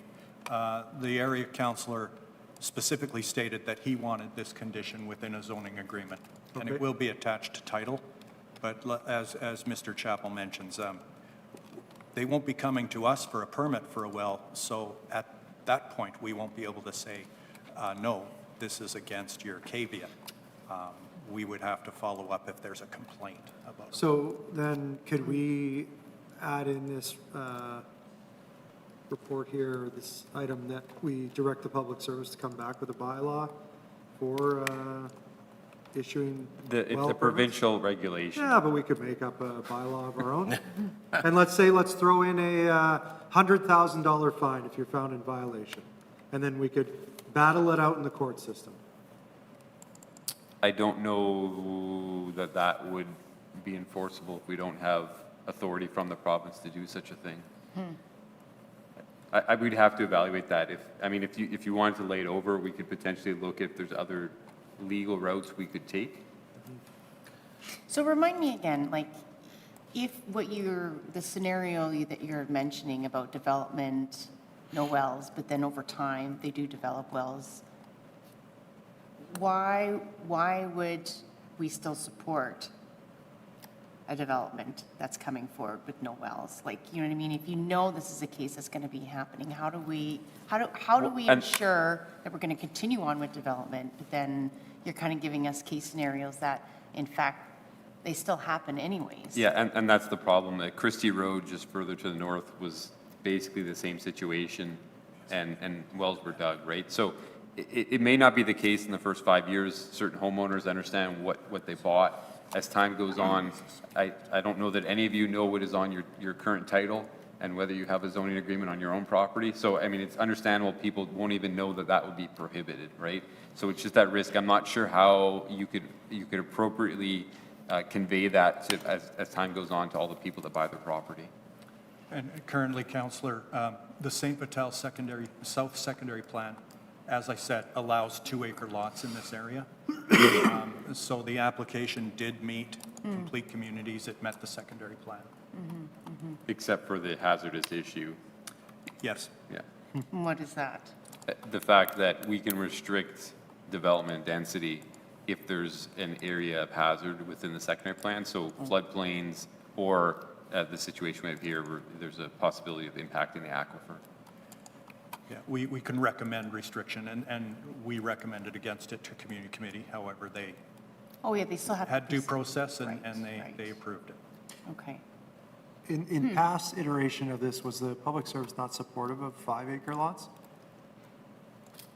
I think that the impact of the aquifer is lessened on the 5-acre because there's just less wells. So I think that's what the previous report had said, is that it's doable on 5 acres. I think the developer needs to get 2 acres to make their project work, which is where we've landed.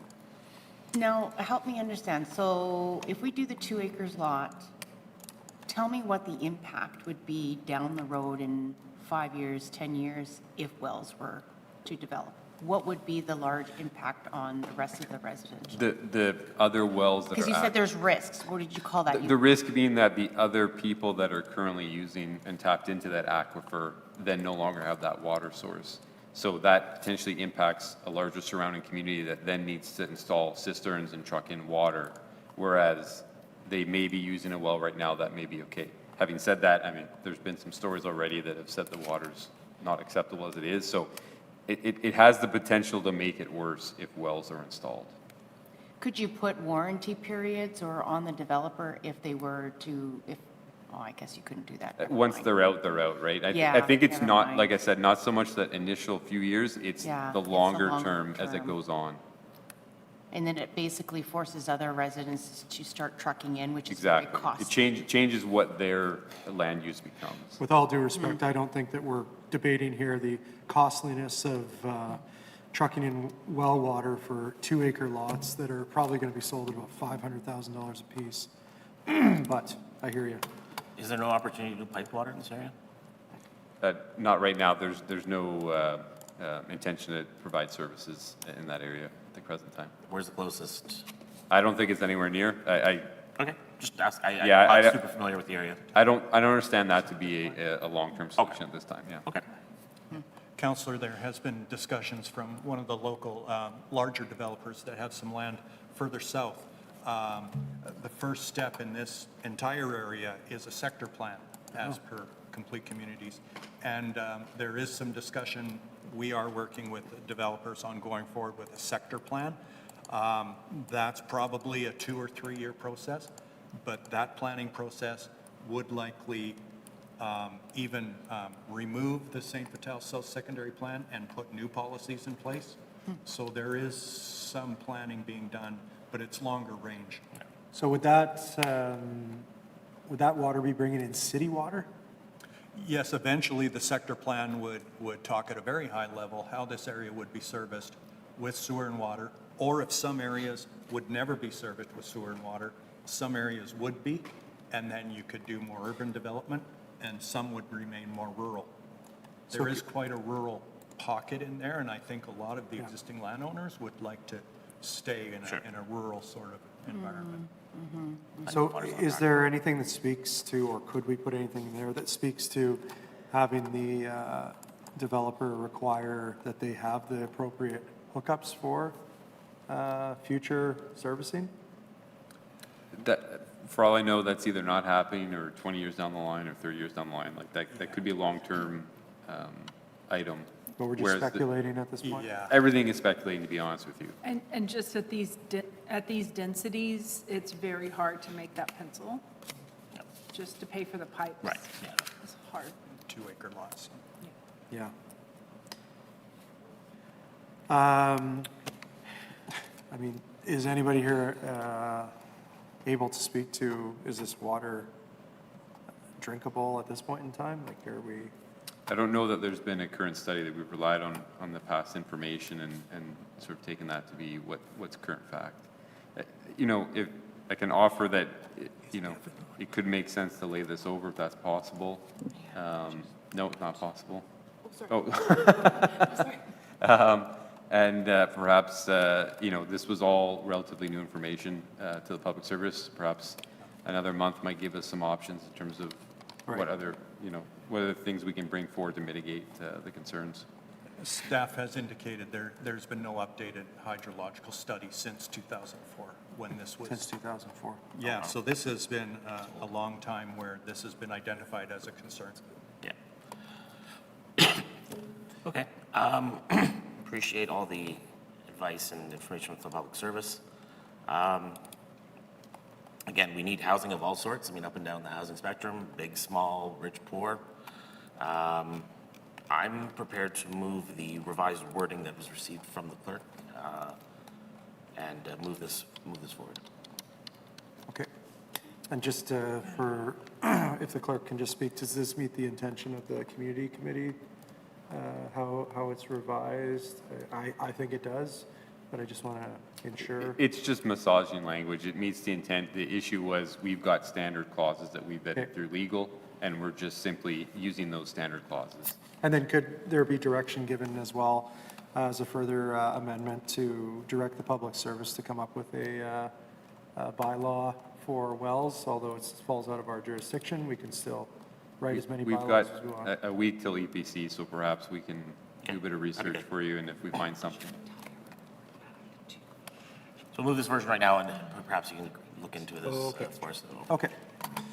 Okay, I just have been advised that on the bylaw piece, that would be a separate item, and I'm prepared to do that as well, so we won't tie it to this report. Can I just ask a quick clarifying Please. question of the public service? Yeah. Sorry. Just to confirm, I noticed that like this recommendation is quite similar, but there are some changes. So in 1A1, adding in section 2 plan considerations, and then replacing the portion about the public, replacing the amendment that the community committee made with respect to the public reserve, the language there. And then in number 2, B and C have now been deleted. Is that intentional? Like they're absent from this revised language. Sorry, B and C from Community committee's recommendation. Sorry, I just want to clarify. You're referring to 1AI, and we had delete condition 1, delete condition 4, delete condition 5? Sorry, in recommendation 2. 2? In this version, there's recommendation 2A, and it ends with that no wells shall be permitted on the land at any time. The community's recommendation included recommendations B and C, that the city enter into and execute a zoning agreement and have the authority to negotiate the terms of the zoning agreement, but I don't see that in this revised language. Yeah, the zoning agreement has been added now to A, that the developer enter into a zoning agreement, so it's just been moved up to Oh, okay, I see. where it typically lands. Okay, sorry. I just wanted to make sure. Okay. And this, does this speak to as well to restrict the use of wells? Does it say that at all? Yes, yes, the zoning agreement states that wells shall not be permitted, and Where does it say that? that no wells shall be permitted on the land at any time. Is that in the amendment? Yes. What number? 2AII. Okay. Sorry, James, I just want to clarify what the clerk had mentioned. So in the council, or the community committee approval, it delegated, or it granted the authority for the city to enter into a zoning agreement and delegated to the director to approve the terms. That's been removed from the proposed terms. So the recommendation 2 now stops after no wells are permitted, whereas the previous one provided authority to enter into the zoning agreement. I would think that B and C need to be reinstituted to grant the authority. C is now added further down as D. The authority be delegated to the director to negotiate and improve terms. That's under the development agreement, but under 1, it grants those 2 authorities, but under 2, that it's no longer there.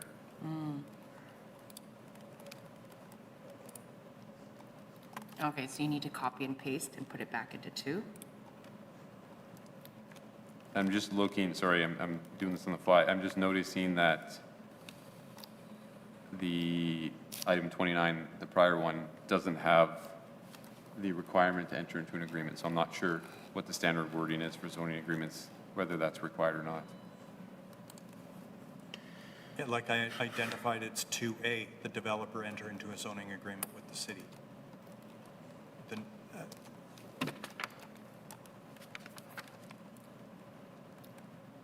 If we had yeah, 2A. 2 minutes to just clarify maybe with the department whether that's required. Okay, yes, and I just had one other question in regards to, in the plan, there was a note about road access there. A public road being created off of a lane there, just north of Jean-Louis Road. Any particular reason why we need that? Yeah, that would be for a future connection. If in the future, more subdivision came forward with perhaps 5-acre lots, that's something we could support, you would have a road connection through there. Probably a Public Works recommendation. Yeah, I looked at the land to the north of this, sorry, I'm trying to orient myself here off the clipping. It seems like quite a large piece of property that stretches out to St. Mary's as well. Why wouldn't they be able to create a secondary access point off St. Mary's?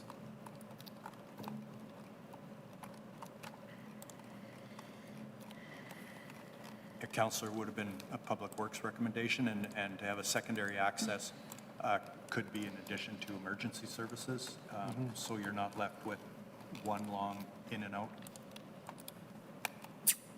Right.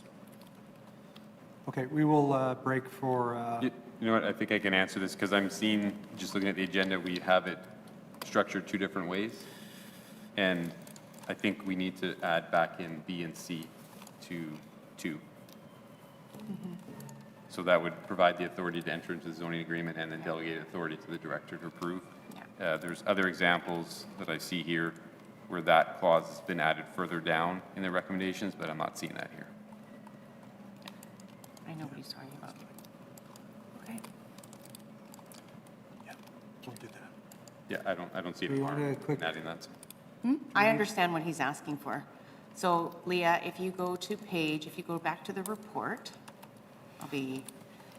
here's my EA stuff coming out for you peoples. Go to page 2 of the report.